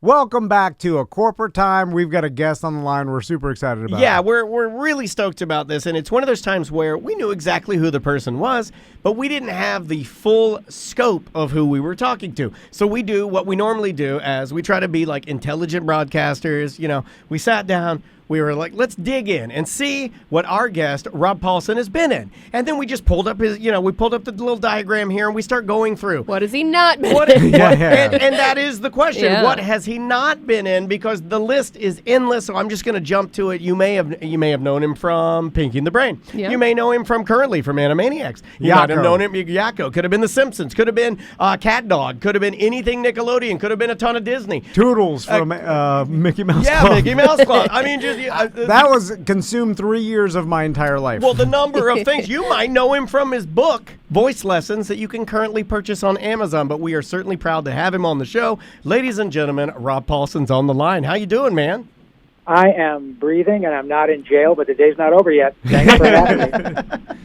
It's a pleasure. So, Rob, this is like this couldn't happen at a better time because my sons are obsessed with Animaniacs and the new incarnation of Animaniacs. Good. And I watched Animaniacs when I was younger. You know, I'm 40 as of yesterday, and then congratulations! Thank you. Happy birthday. And my sons are like they got really into it because it's on Hulu and sure. And they're watching it and it's brilliantly written. First off, and it has jokes in there that like pop culture jokes, and I forgot how much pop culture infusion was in Animaniacs. It's always been set up for that. In my opinion, it was always the vehicle that if you wanted, it was always considered like the hip cartoon. Yeah. You know, like almost too cool for the room. You'd go in there and there'd be references that were current and new, but then there'd also be a tip of the hat to old Hollywood, which I always found to be very cool within Animaniacs. When did they first approach you, and did you know that Animaniacs was going to be reborn, for lack of a better term? They being Mr. Spielberg, decided right. about the King of Hollywood, no less. It was about 2016, actually, that the edict came down that Mr. Spielberg was interested in doing Animaniacs again. And thank you so much, Stephen, that he decided to hire the original voice cast for the primary characters, for yours truly as Yakko, and my sister Dot by Tress McNeil, my brother Wacko by Jess Harnell, and my dear friend The Brain is done by Maurice LaMarche. So Mr. Spielberg said, we're going to do this, but only if you guys are in, which in today's Hollywood is a huge compliment, because the general tenor of the times finds often animated characters being voiced by celebrity talent, movie stars. Right. And I don't know that necessarily makes for a good show. If you don't have a good script, and you're correct, the scripts are just brilliant. And by the way, the word from the top, both on the first iteration of Animaniacs and the current one on Hulu, was always not to condescend to the audience, was always to the room, a la Rocky and Bullwinkle, Looney Tunes, Flintstones, Simpsons, and I think they were very smart to do that, because all these years later, you were just discussing that your kids were watching it, and you can get jokes that you didn't get when you saw it the first time, and now you are getting jokes that are hip cultural references in the new version that your kids may or may not get, and it doesn't matter as long as it's well written and the music is terrific. But all of this came about 5 years ago, and it took about we're on Stephen time, because he does things like go and make Jurassic Park and West Side Story, for which he was nominated for yet another Oscar. There you go. And in the interim, we were all getting ready to go and pulled the trigger, and we've done, pardon me, we have our second season drop last November on Hulu. We're finishing up season 3 for Hulu this fall, and I think that we've kind of caught lightning in a bottle again, you guys. It's the tip of the hat always goes to Tom Ruger, who created the show back in the early 90s. And the genius behind that whole ethos, not to sound too fancy, but the fact is it's been maintained, and I'm so proud of it. It's great fun to watch. It's so much fun to work on. And the cool thing is with my job is all I have to do is say, "Nerf," and people laugh. It's pretty cool. It works. Thank you very much. Yeah, let me ask you this, because you bring up an excellent point when you're talking about reboots, or and this not necessarily a reboot. This is everybody original. Continuation. Yeah, we're just continuing where we left off a while ago. Do you think that, in your opinion, the reason it is working is because you guys did something that normal people don't, or normal new Hollywood people don't do, in the fact that you kept, here's an idea, you kept things the same because it worked. Is that I mean, it almost seems like you guys had a very simple equation. It's like, let's just keep it the same. It worked. Is that pretty accurate? it is exactly spot on. Mr. Spielberg made that conscious choice and knew that, we all go do live events. I travel around the country and the world, actually, doing autograph things, conventions, et cetera. Sure. In fact, I'm on my way to Pensacola, Florida this weekend. Oh, we got a ton of listeners around that area. Hey, if you guys that are fawning over him in the chat room, go see him. And yeah, please. I'll be at Pensacon this weekend with a great group of people. Nice. So it stuff filters down, and he sees that we're out doing live events, that we can still do the voices. That every time I get someone asks at a live event, I'll sing the United States, Canada, Mexico, Panama, Haiti, Jamaica, Peru song, and people love that. And he sees, my God, Rob still does it. They can all still nail it. Why on earth would we, hire Peter Dinklage as the brain and Russell Brand as Pinky? Exactly. And as casting no aspersions to those terrific actors. It's not about that. It's about the authenticity of the characters. And if it were not for the fact that we could do it, we wouldn't have done it. It would be really simple. You could leave well enough alone, but if you're going to do it, you might as well try to do exactly what you suggested. Stick with what worked. It's not that it's just because it's a new generation doesn't mean they're not going to get it. Right. And that it has to be Katy Perry as Dot. Come on. It's not about that. Yeah. So I think that he made a wise choice. Obviously, it butters my bread.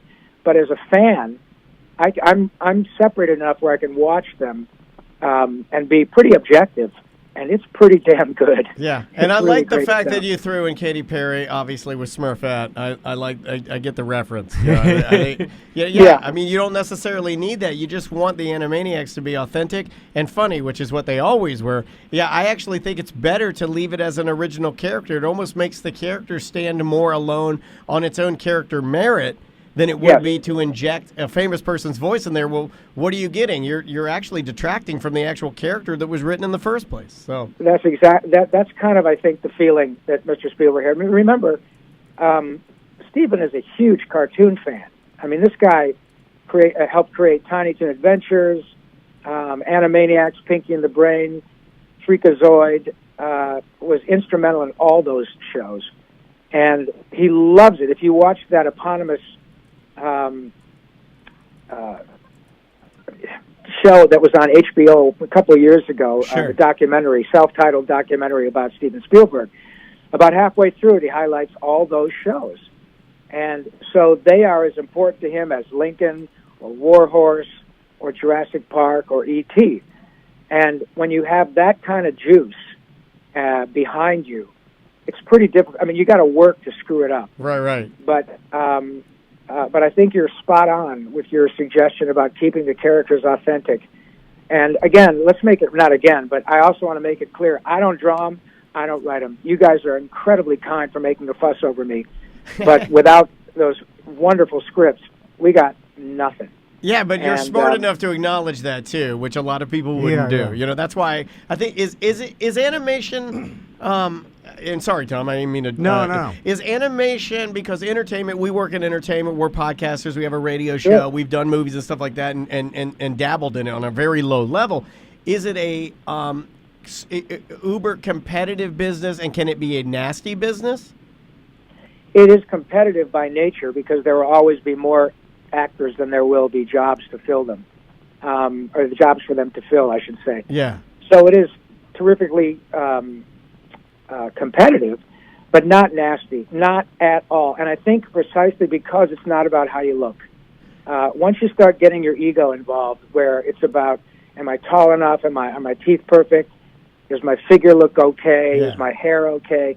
It takes on a totally different vibe versus just being purely creative. That's interesting. And that's exactly what we have with respect to voice work. It's all about creativity, improv, music, acting. It's literally like being in a big sandbox with a bunch of crazy gifted people. And the actors with whom I work on a daily basis, Billy West, Maurice LaMarche, Tress McNeil, Nancy Cartwright, John DiMaggio. You're go on and on and on. You're listing like the Mount Rushmore of. I mean, and you're right there too. You're right up there. Well, thank you. I got to stop dropping names. Bob De Niro told me that. But the fact is that all these people are not only supremely gifted, and you are just like me and getting a little bit chilly. You kind of get chills when you think about all these talents. But they're the most unpretentious, down-to-earth, kind, helpful, supportive people you'd ever meet. But, man, when you poke them with a stick, look out, because they just go off, and it's brilliant. Rob, speaking of the business, do you work from a home studio now and do everything because I would imagine a home studio is way less expensive and the quality's so good now. Yeah, I do, but I don't like it. I prefer to be with the other actors. Obviously, the COVID protocols notwithstanding, I'd always rather be surrounded by the people whom I just mentioned, because the high tide raises all boats. I'm way better when I'm surrounded by those people. Plus, it's just a wonderful way to get paid to go have a party every day. Yeah. That's an honest answer, and I appreciate that. I was curious, Rob, because I was thinking in my mind, I was like, wow, as a voice actor, and because you could build your home studio and record it from home and just MP3 everything over or whatever Dropbox it, I was like, that sounds like a sweet gig. You just go down in your pajamas and record your stuff. But you're right, there's an element of not being in the same room with people, and as a performer and an actor, you want that energy, right? I do, exactly. Acting is acting. I started out many years ago when I moved to LA. It was ostensibly to do live action, and that's what I was doing. I was a singer who became an actor, and I was doing episodic television and features and a lot of commercials on camera. Like MacGyver. Sorry. Like MacGyver. That's right. And St. Elsewhere and Hill Street or whatever, lots of stuff. But then the opportunity presented itself to do animation, and I just wanted to keep working. But, man, the first thing I noticed was I walked into the room on a show which turned out to be Transformers. And I see all these wonderful actors, many of whom I recognized from episodic television growing up in the 70s. Sure. And none of them were limited by how they looked. Some of them were handsome, some of them were not so handsome, some of them were quite beautiful, some of them were not. But it had nothing to do with that. It was about pure creativity. It was like the purest form of acting. And it turns out acting is acting.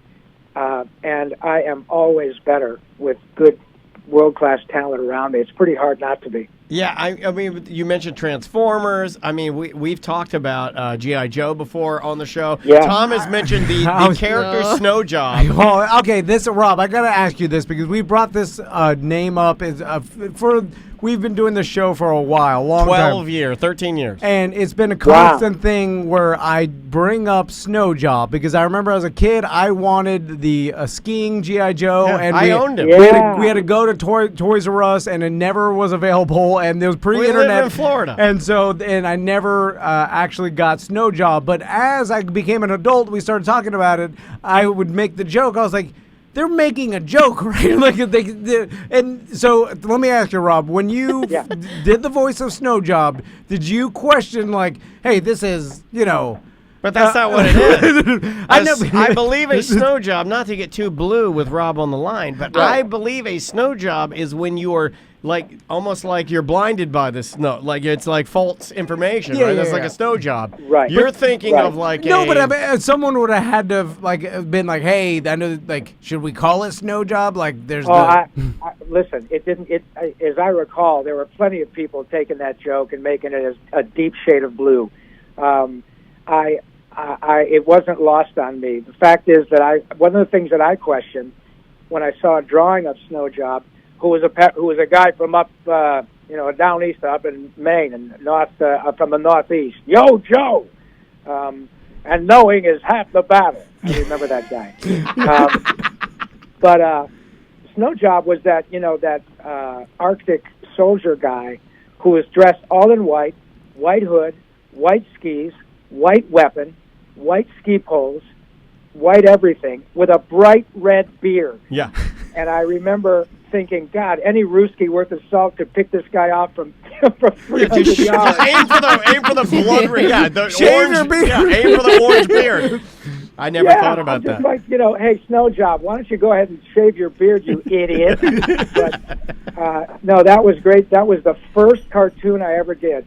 Was Snow Job on G.I. Joe, and then there was another one called Tripwire. Yeah, I remember Tripwire. And then I did some aerial bots on Transformers. I was, I can't even remember the name of them. Air Raid, and I'm looking at it right now. You got Air Raid right. I mean, we'll have to pick the other one out, but I remember that one. Yeah, but it's. I can't remember, but nonetheless, that was my intro into cartoons, and it took me about 5 or 6 years to finally tell my agent, you know what? I don't think I'm interested in the on-camera stuff so much anymore. If somebody calls and I've got a friend who's making a movie or something, that's one thing, but I'd rather audition for animation. And I believe I made the right choice, because now, all these years later, people still don't care what I look like. I go to work pretty much every day, and if I'm not working, I'm talking to nice folks like you who've gotten such joy out of these characters. And I'll tell you what, you guys, that is truly the gift that keeps on giving. Until the advent of the internet and IMDb and nice folks like you who are willing to talk to me, I really truly had no idea the extent to which these characters connect with people at a visceral level. Oh, yeah. I mean, it's incredible. This weekend, I will meet people, as I do every time I go to a live event, who will come up and tell me through tears how Ninja Turtles or Animaniacs or Pinky and the Brain or Jimmy Neutron or Fairly Odd Parents or The Mask or The Tick Fraggle or whatever. Rock. Yeah, Fraggle Rock Yeah. got them through an impossibly difficult time. And now they're okay, and they've got their own kids, and they share it with their children. And a proud 45-year-old dad will be there in his Ninja Turtle shirt, and all his kids and his wife are in their own Ninja Turtle shirts. And he's telling me that he was in the foster system when he was a little guy, but as long as there was a television to each home he went, that he could figure it out. Yeah. And he was able to survive. How on earth do I quantify that compliment? And it happens to me every single time I do one of these events. It is a profound gift to me, and I can't get enough of it. And he's going to be at Pensacon, PENSACON.com. If you want to get your tickets, I know we have people in that area, tons of people. Yeah. Because Florida is our joint. But if you want to go see him, and I wish I lived in Pensacola. Man, next time you're in Orlando, guys, we're just going out to see you. We're just going to make the trek. So, Rob, I'm curious real quick with your process of coming up with the voice of the character and a little behind the scenes about how that's developed. So, like a character like Yakko, who's so infamous and iconic, does someone suggest like that? Oh, I want him to sound like this. Is it totally up to you? How do you go about deciding? Does Spielberg just say, "This is exactly what I want. Do this"? No, in fact, it would that it were that easy. I think the producers would love it if they could just say, here's exactly what we want, and we'll find an actor who fills the bill, but fits the bill, rather. But it doesn't work like that. What generally happens is that, pardon me, I'll audition for something, or any of the other people I mentioned. We'll get a call back, maybe a couple of callbacks, and then you'll get the job. And then the real work begins about honing a character and what they want the sound like, what they want the sensibilities of the character to be, how the character relates to the other actors, other characters in the script, no different than any other theatrical production. Excuse me. In my case, once things started to get down to the nitty-gritty, I believe it was Tom Ruger, the creator, who said, I think we'd like that Groucho Marx smart-ass vibe. Can you do, guess the magic word, or things like, hey, Batman, does Dracula know you're wearing his cape so badly? Things that are kind of smart-assy, which is not too dissimilar to my own vibe. So the idea to try it with that sort of helium thing was my idea. And that, coupled with the way that it works in the context of the other characters, made for an interesting audio mix. And the fact that he was the big brother, albeit the smart-ass big brother, ended up working very well with the other two actors. So it is definitely a decision by committee, writers, producers, even animators every now and then will be brought in because they can. The way they animate often is dictated by the voice work, because all the animation is done after we record the voices, so that we're not locked into the picture. So that allows me to improvise, come up with silly answers to Pinky, are you pondering what I'm pondering? And Pinky says, I think so, Dang, but me and Pippi Longstocking, what would the children look like? Nerf. Yeah. That's it. We're not locked into the picture. So we can improvise and add all sorts of cool stuff to it, and then they animate to what we've done. So to the extent that our characters become a little more fleshed out, it is often more helpful to the animators. You know, you brought up another interesting part I've never thought about with animation, but now knowing that at least in your process too, that all things are recorded and you're given a little bit, like am I correct in assuming that they might okay, you gave it a few passes with the written word and now they're like, okay, now what are you feeling? Just give a couple swings at it and then they keep Absolutely. it. Yeah. And when Absolutely right. And when all of us are pretty strong with our improv chops. A bunch of us have been on the Groundlings and the Upright Citizens Brigade and the Acme Comedy Theater, and all of us have strong improv chops, and we're hired for that. So when you have people who really start to get to know their characters and and you can trust their skill, the writers and the producers would be silly not to have at least one or two passes of letting these actors just go. Yeah. And when you just let everybody riff, even if what comes out might be a bit blue, might be a bit inappropriate, whatever. Yeah. But even if what comes out might not be usable for the final piece, the energy that's created in that room by all these world-class talents is something that just makes the show better. And more often than not, an improv does end up in the end show on the shows we're talking about. It was a very big deal in The Mask when I got to be the Jim Carrey role for a whole lot less money. Right. But same thing with The Tick, a whole lot of improvising in Pinky and the Brain. But it is not because the scripts are bad. It's because the scripts are so good that they inspire us to try even more. And the scripts just read funny. If I came to you guys with 35 Pinky and the Brain and Animaniacs scripts, you just laugh out loud reading them. Right. They're just beautifully done, and the improvising is just another way to use every arrow in the quiver of the creative process. And I'm pretty effusive in my praise, but it's because I still pinch myself 24 hours a day, kind of thinking, how on earth did I find a way to make a living doing essentially what got me in trouble in 7th grade with people that I choose to be my friends, all of whom are Emmy winners and Tony winners, and it's just crazy. Speaking of that, Rob, when you won the Emmy, congrats on that. Yeah, congrats. Oh, thank you. But is it is it a situation where you're like, oh, thank you for recognizing me, I appreciate it, or were you really honored? How important are those awards to actors? I'm always curious because I'm like, do they really, is that an honor for them, or is it just part of the process? Yeah. Like how'd you feel about it? Well, it's always an incredible honor, and I'm dead serious. It's an incredible honor to be speaking with you guys. You've got a zillion people you can speak to. The fact that you chose to share your valuable time with me today is nothing short of a privilege, and I get that. The Emmy is no different. You're too humble, Rob. You are the nicest. Oh my God! Yeah. Are you Can we just interview you for every I would interview? have canceled all my plans today to talk to Boober from Fraggle Rock. Normally we're exactly. talking to our listeners, and they're horrible, Rob. I got to be honest. I do not want to talk to them. They're filthy people. I'm just like, oh God, I didn't get to where I am to talk to you guys. I want to talk to Rob. Yeah, anyway, but thank seriously, you, but it's true. I've worked really hard to do this work, and the bottom line is I worked really hard for the privilege of going to live events, speaking to folks like you.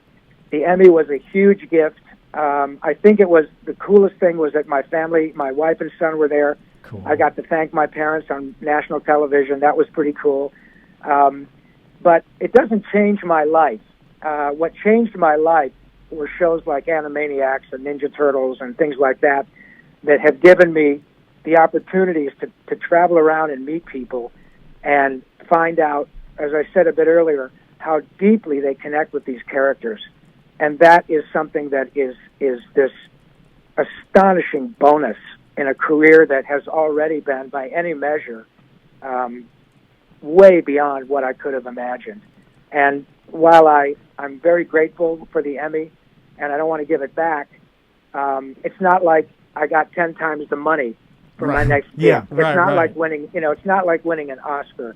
But I'm not going to give it back. It is an example of Hollywood, and the fact that I've achieved something in the context of Hollywood that meant enough to a group of people to say, oh, at this moment, this guy was outstanding, and we're going to give him this statue. Yeah. And I'm very grateful for it. And it was pretty cool. What I should have said when I won, because as I mentioned earlier, I get it, that I'm not the famous one, the characters are. But what I should have said when I got up on the stage to accept my Emmy was, I'm the only person here I don't recognize, because everybody else was famous, Yeah. But, What's funny about it, too, though, is that, though in a weird way, you have proven to maybe, your sons, Tom, my daughter, younger people that might be listening to this that like doing voices. I was a kid when I grew up. I loved doing voices. I still do voices on our show. But what I really enjoy is that you were able to get an Emmy. Like when you tell a young actor or actress or somebody, like, and they want an Emmy, they think that there might be only one path. But what you have proven to everybody is that no, you can still be. And I'm just guessing here. I don't really know you, but you've given us 30 minutes of your time, and based on this interview, I am going to check the box good person. I'm going to check the good person box. I'm going to check nice person, generous person. Well, thank God I'm not like your listeners. Yeah, exactly. That's what I told you, That's what Rob. we said. They're filthy animals. But what I've learned is that there's not just one path to get an Emmy, right? Like you were able to do it sort of your way, and with a, but you still got it. You still got there. Maybe it doesn't mean the same thing that it does to other people, but you were still able to accomplish it and still keep your core values and be a nice and a good person, and that's important. Thank you. Yeah, and thank you. Well, I think it is important, and that's why I say what is important to me is that you've given me the chance to tell everybody how lovely these people are that do the work. And by the way, let me tell you, based on my own personal experience as well, Steven Spielberg is one of the nicest people you'd ever want to meet in your life. Here's a guy who's worth $4 billion. Jesus. He's the king of Hollywood. He's now, almost 75 years old. Yeah. But he makes it a point to let everyone know how much he appreciates our work, that we are as important to him as Tom Cruise or Liam Neeson. And that's awesome. I am profoundly grateful to have found a way to hitch my wagon to his star. I love it. But it's important for average everyday people like us to know that guys like that are really terrific people. It's not like everybody in Hollywood is all full of themselves. It's really not the case. Well, the best of the best are, and I believe you. The best are generally very nice. I believe you. It's part of the reason, probably, why he's worth $4 billion. Yeah. You know what I'm saying? There you go. Yeah. Rob, thank you so much for the time. Pensacon my pleasure. Pensacon.com. Go there. You can go and see him. We hope to do it again because I have a feeling you're going to be in Orlando. And trust me when I tell you that the three of us will find you and we will not leave you alone. Yeah, and check out his memoir, Voice Lessons. You can probably find it anywhere on the internet. I'm going to buy it. Well, thank you, kids. It'd be absolutely my pleasure to come visit you, and I will keep in touch. And when I'm in Orlando, I'll come over, and you can't stop me. All right. Thanks, we'll Rob. do it. Take care of yourself. Have a good rest of your day. All right, man?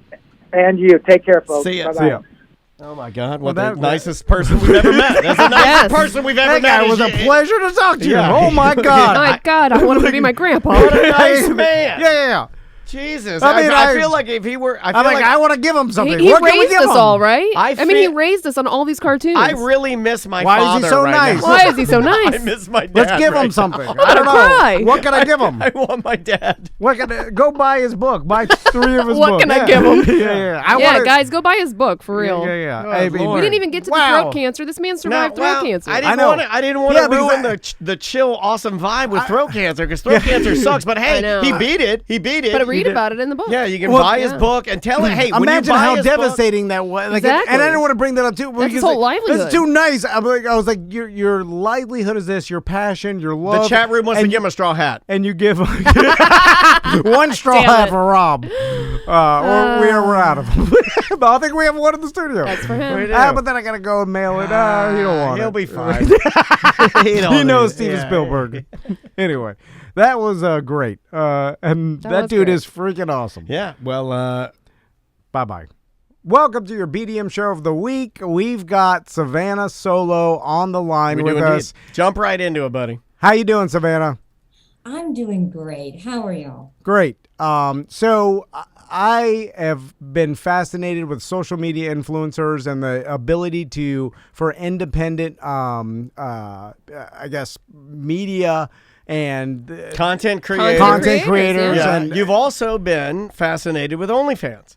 Yes. Not because you're spicy and you are spicy, but you're more, I think you're more fascinated with the business aspect of being able to provide an OnlyFans, manage an OnlyFans, and it just so happens that Savannah does this. And Savannah, I thought you were, I really didn't know your entire bio. I thought you were a comedian, just happens to be pretty, and you decided that you wanted to do, maybe some tasteful nudes, and then off to the races. That's what I thought it was, but that's not the case, is it? I'm sorry to have misled you that way.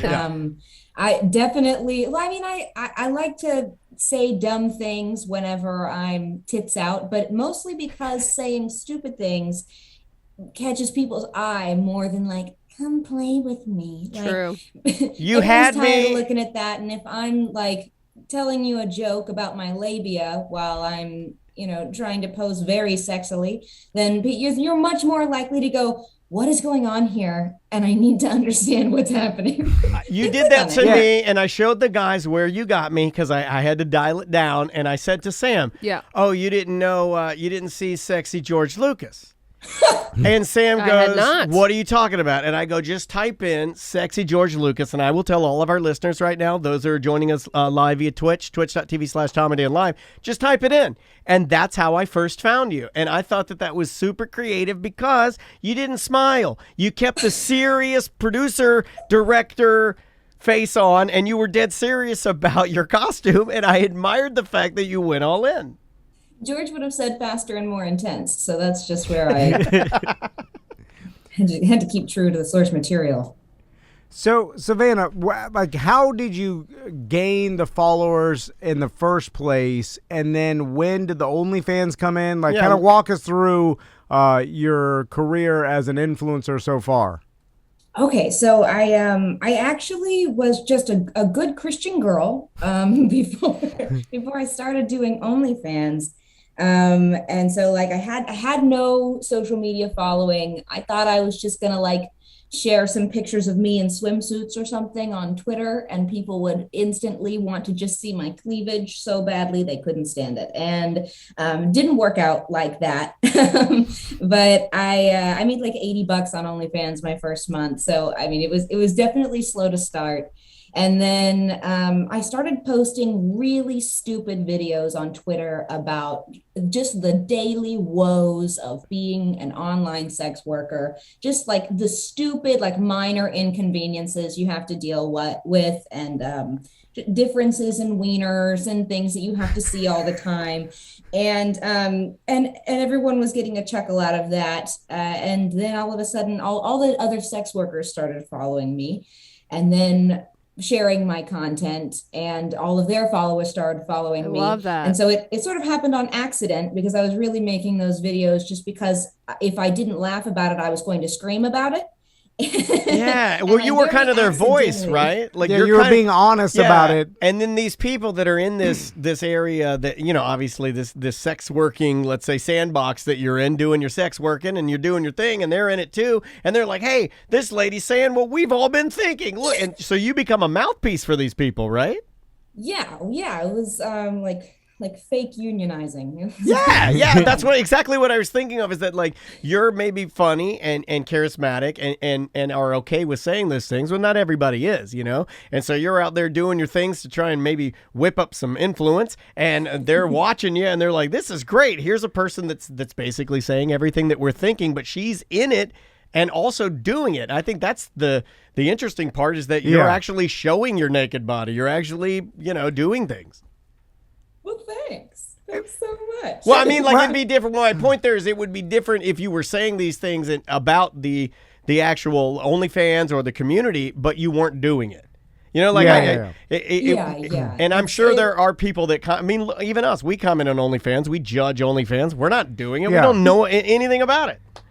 Right. That's common, though. I feel like you can that's for anything. Anybody can make off the cuff remarks about anything that they're not doing. It's because it's totally different when you're up in it. But I think what's funny about like online like nudes, like when you're an online sex worker, everyone sort of thinks it's like this big miserable thing, when really it's a lot of me laying around trying to figure out, am I going to do a sexy green goblin cosplay this week? Like what am I going to do with myself all day?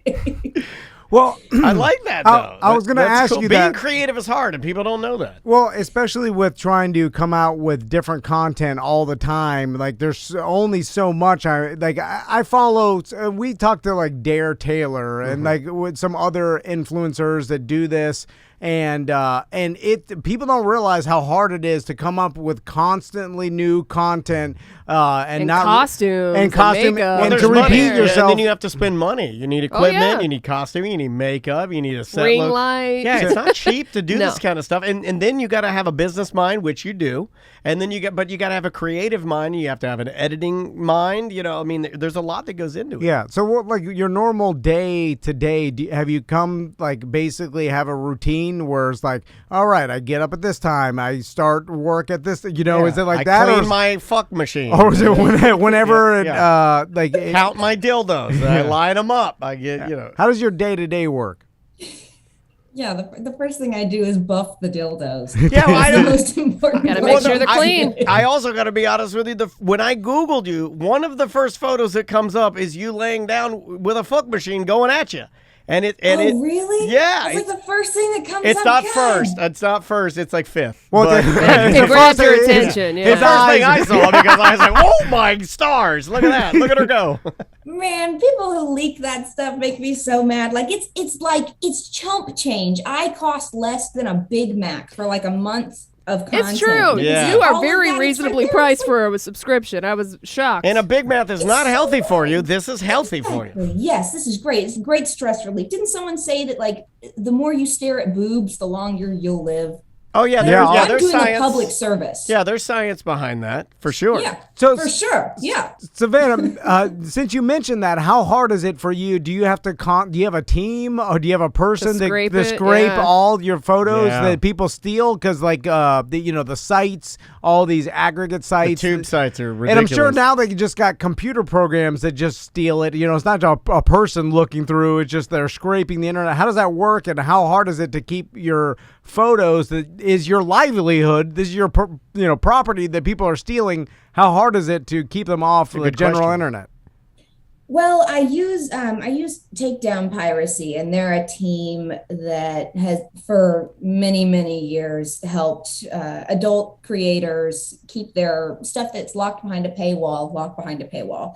And they fingerprint all of my content, and they can find it on like, if you've got it in a Dropbox somewhere, or if it's on like a file sharing site or a tube site, they can find it pretty much anywhere on the internet, and they issue DMCA takedown notices, which is great. But some of those websites are hosted in like Russia or wherever, and they don't play by our rules. No. They don't give a good darn whether or not I want them to have these photographs of my butthole, and they care less. So there are some websites where it's very, very hard to get them taken down. Some websites like Reddit are terrible for sharing, but very good about getting it taken down in a timely manner.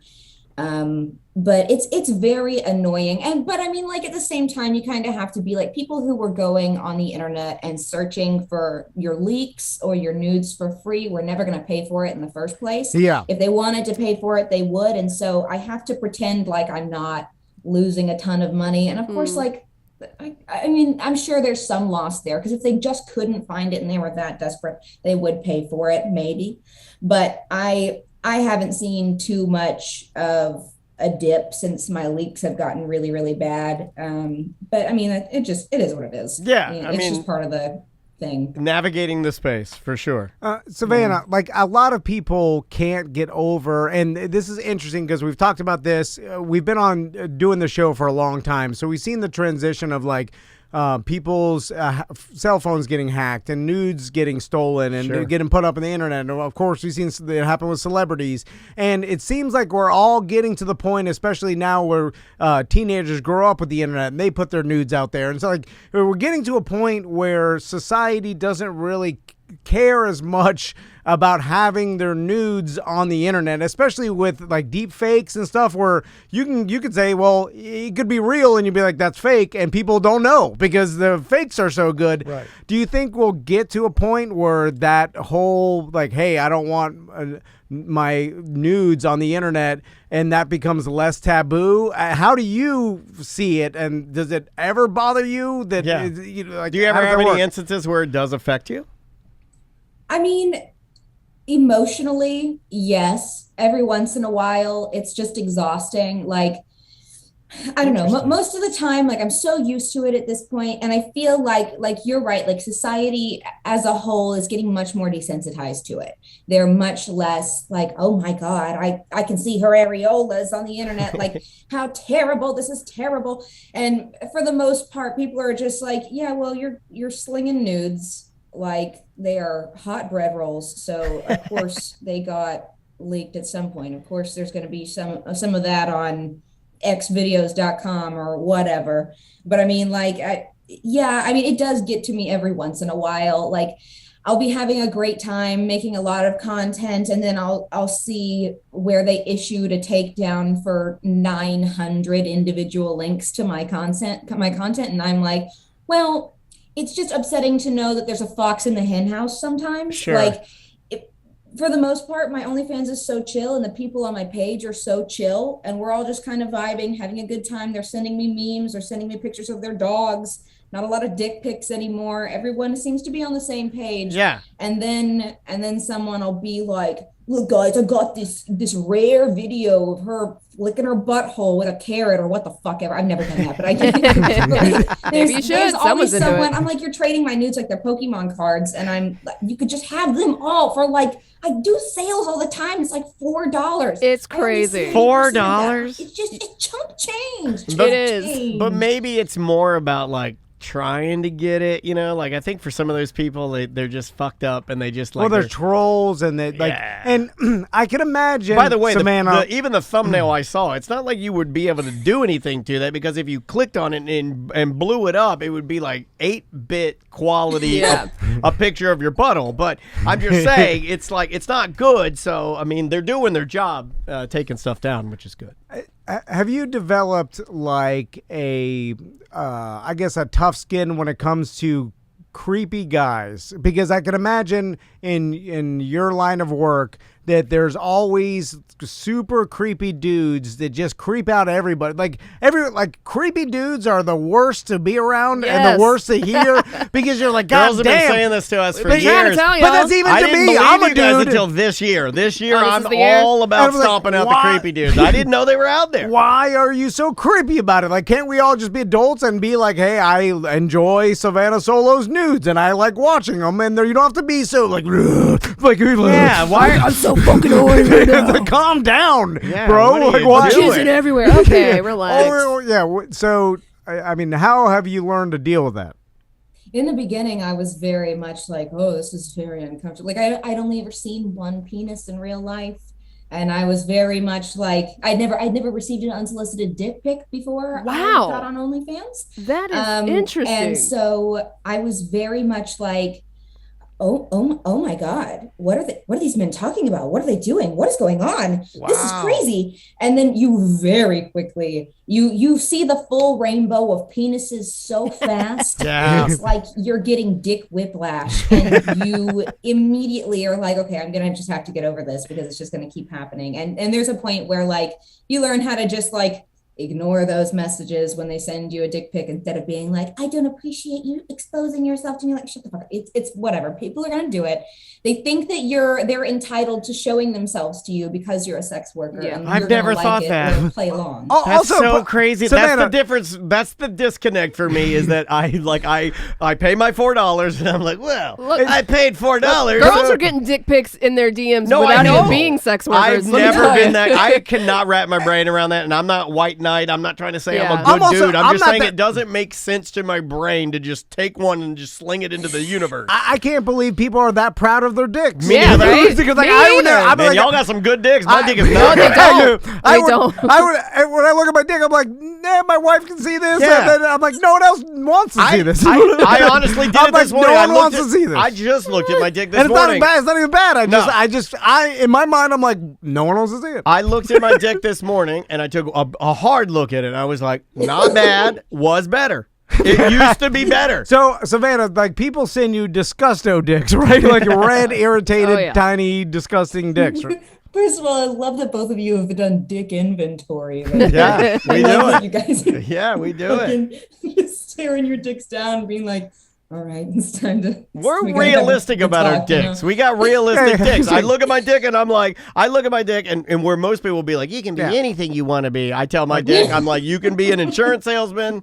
You can have a nice car and you have a 3-bedroom, 2-bath. That's it. Yeah. That's all you're getting. Also, if you're Freddy Krueger, quit sending pictures of your cheeks. Yeah. Like, why are you sending? Like, anyway, so it's not even impressive. It's all the whole spectrum and irritation.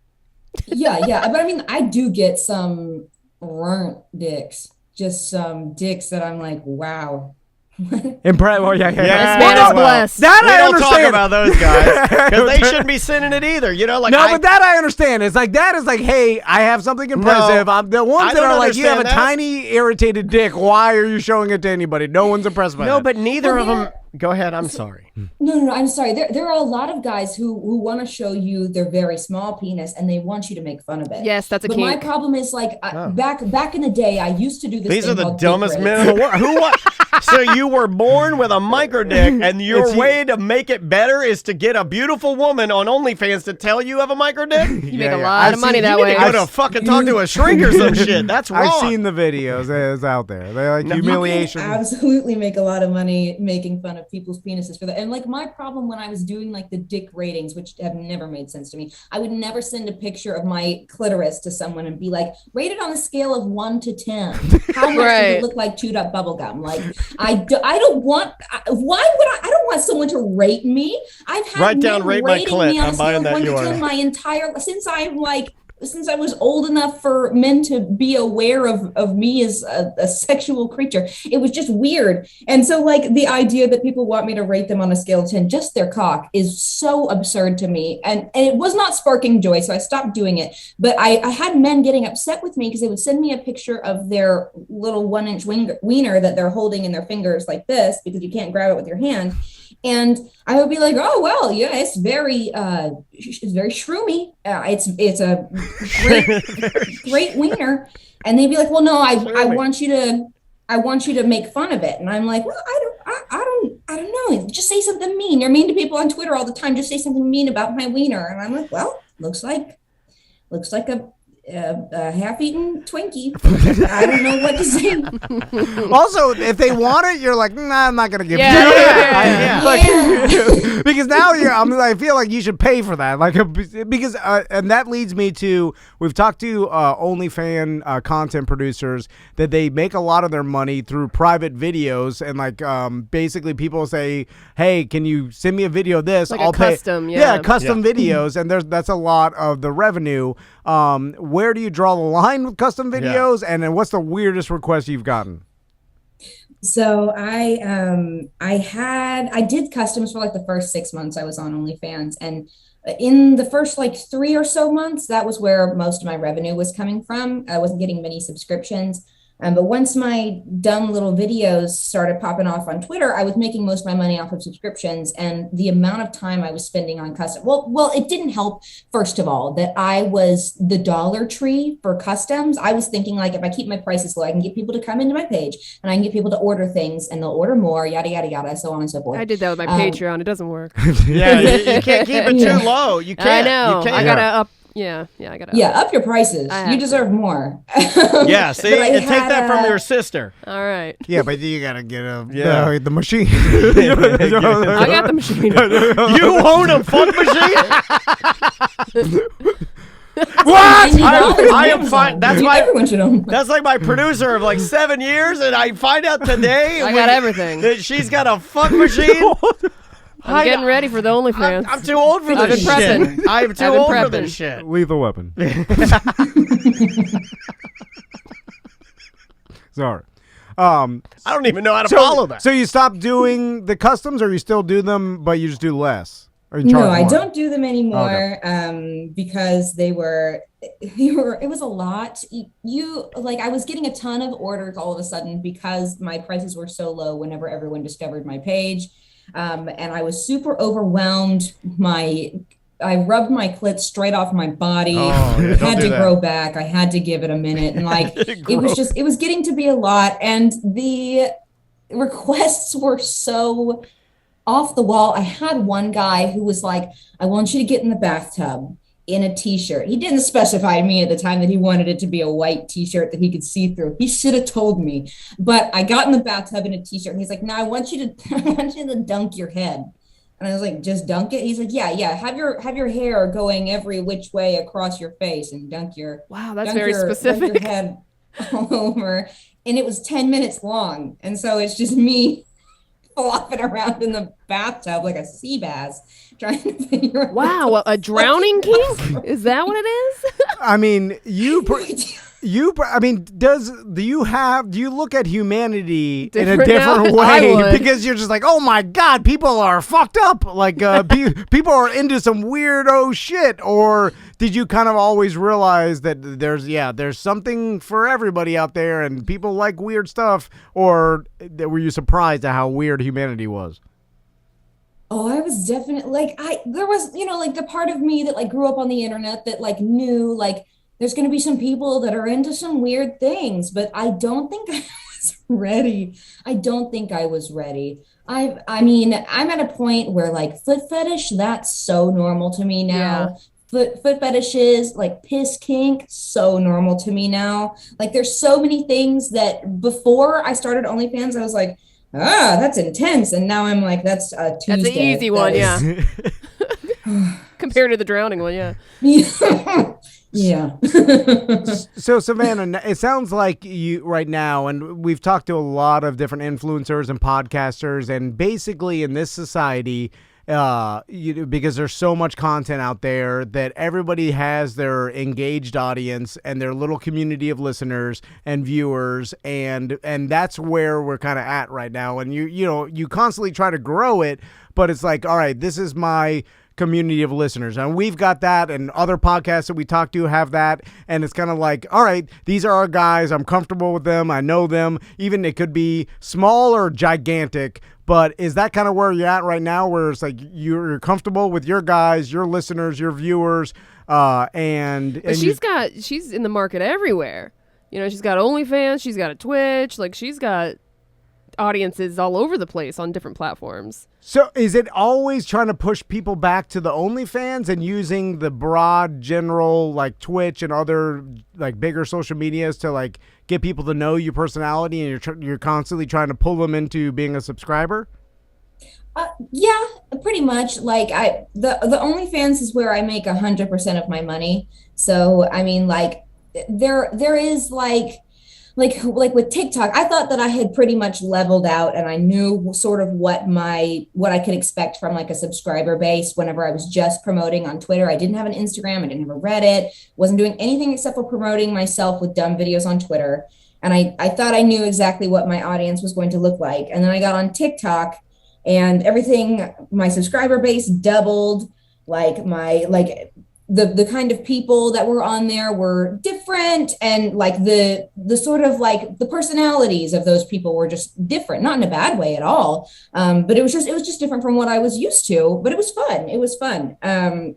But I mean, like, now I kind of feel like my TikTok has sort of leveled out, and my Twitter is shadow banned to hell. And I feel like, yeah, there's the part of me that's like, I would love for people, you know, anyone who wants to, you can come subscribe to my OnlyFans. If you don't want to and you just want to enjoy my dumb videos on Twitter or TikTok, feel free to do that.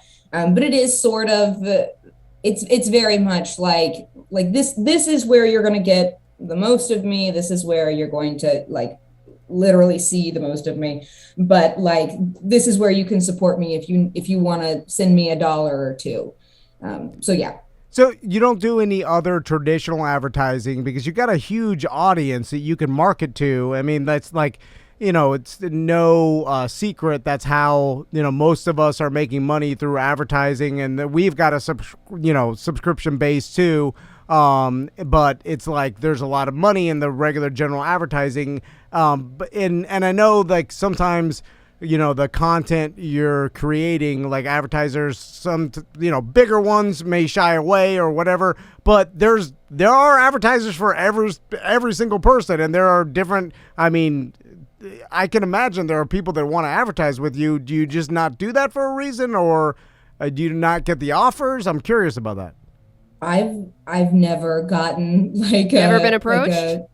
No, not really. I mean, even with the like a couple of times I've had people be like, I'll send you like free lingerie if you'll promote it, type of situation. Right. But I mean, even the Raya dildo mat that I promoted recently, like that one, I've reached out to them because I was in the middle of telling a friend, like, hey, I got this great idea for like a dildo yoga mat.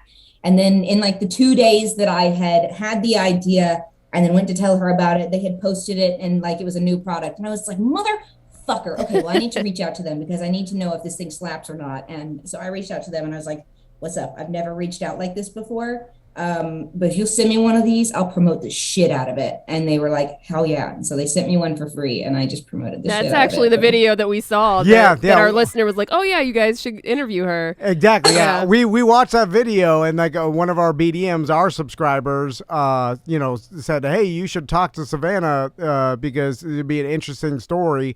I'm surprised because like we've got Fair Villa Megastore here locally, and they've got location like Key West like on the sex coast. Toy shop, lingerie. Yeah, and they do adult toys and lingerie and stuff. And they've been advertising with us for a while, and it's such a huge industry. And there's so many different companies that they have partners with that do sex toys. And I would think that one of those companies would pay you to promote their toys. I feel like I should hook you up with Fair Villa because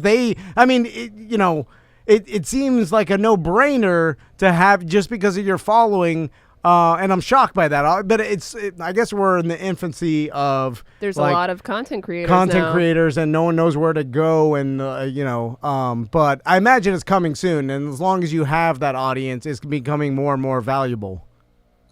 Right. And like a lot, for the most part, like you don't really see sex workers entering like ad partnerships too much. But I mean, like for the most part, I feel like companies are very much like they want it to be on some sort of safe for work channel, or they want what you're promoting to be safe for work. But if you're like a not safe for work creator, they're kind of like, we don't want to use you. We want to use someone they're not going to expect it from. Yeah, no, that makes sense. But it's like the womanizer. I don't know. I forgot what the company. There's basically it's a vibrator. It's called the womanizer, and we've talked about it a lot. And she's familiar when Fair Villa came by. But it's like that company. It seems like they should pay you if they're to promote that because. Like that seems to me like a no-brainer, and especially if you're using the product in your OnlyFans video and you're like, hey, this thing is awesome, look I'm using it, I'm having an orgasm right now. Like isn't that the best advertising for their product they could possibly get? I don't know. Am I crazy? So? No, you're right. I mean, you would think so. You would think so. You're a businesswoman. Like, it seems like that's a no-brainer. You could be advertising all these different products. I mean, screw them sending it to you for free. They should be paying you monthly to endorse it. I mean, that's what other companies do all the time, and that's what our advertisers do. They pay us monthly to endorse their product or service, and it's weird that even in the the guides of adult toys and things like that, which of course get adult entertainers to promote this. Yeah. And especially now where your prices are probably reasonable as compared to like some famous adult porn star or whatever that's already priced out of the market. It's like, you can go to Savannah Solo and for a reasonable monthly fee, have her promote your product in like one video a month or something. I don't know. Not that I want to be your manager. I just feel like sounds like you kind of do. I just feel like I could fight for you, Savannah. Thank you. I appreciate it. Jesus. So, real quick, can you promote your OnlyFans, where people can find your social media and all that? Yeah, absolutely. You can find me on OnlyFans at Savannah Solo, or if you want to follow me on a more safe for work channel, you can find me on Twitter at Savannah_Solo or on TikTok at Savannah Solo. Awesome. Well, Savannah, thanks so much for talking to us and taking the time to do this interview, and we hope to talk to you again soon. Thank you so much for having me. I had a blast. Thanks, Savannah. See ya. All right, just me and Sam here in the office now. And now you know about the machine. Oh, you're still there. She's still there. Oh, sorry, keep Savannah. it in. Daniel had to leave to a doctor's appointment. Old man had to go to his doctor's appointment. And then I don't know how to turn any of the equipment off, so I think it'll just end on itself. No, we got to end the call. Sorry about that. Yeah, he's the one that knows how to do all the technology. I'm just the goofus. So Sam's going over there. So sorry about that. It's very embarrassing. Very embarrassing. I'm supposed to be a professional here. No problem. See ya. I still don't know how to turn it off. So Sorry. Oh, there it is. All right. So this is the first time in show history that it's just me and Should Sam. we just sit here in silence like we do in the office? And now we'll our replicate. natural state. Yeah. It's weird. Now we don't have that chirping going on all the time. Yeah. You think he's gonna go back and listen to see what we say about him? He will, right? Oh yeah.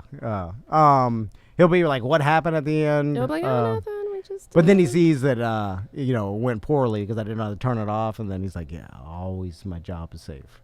Even though his job is safe, he's a half owner of the company, so his job's always safe. Anyway, what do you want to talk about? Do you want to keep going, or maybe do some? We can't do any voicemails. What? I don't even know where his voicemails are. Let's talk about this machine you got at home. Actually, let's not talk about that. No, with me and you in the office by ourselves, Mm-mm. without any other supervision. Yeah. All right, then I'll be sitting in court again. All right. Well, bye.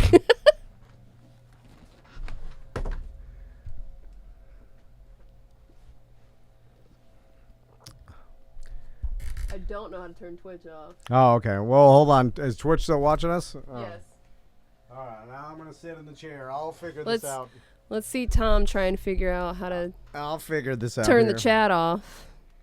I was at one time a producer of a radio show. Yeah, I used to run a board. I don't know if you knew this. How'd that go? I was a head producer for the Monsters of the Morning. And I sat there with all the buttons and the sliders, and then I did the commercials and did all that. I turned on the mics.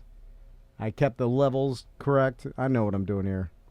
All right, here we go. Hold on. Let's see here. No, the chat is loving this. All right. So first, I got to go to the Twitch control board.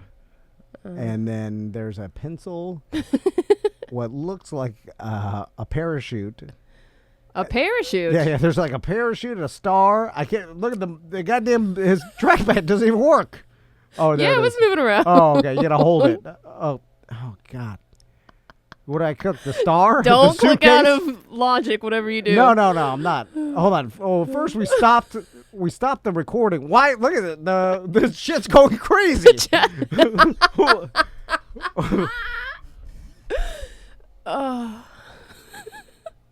Some of the look, it's doing it itself.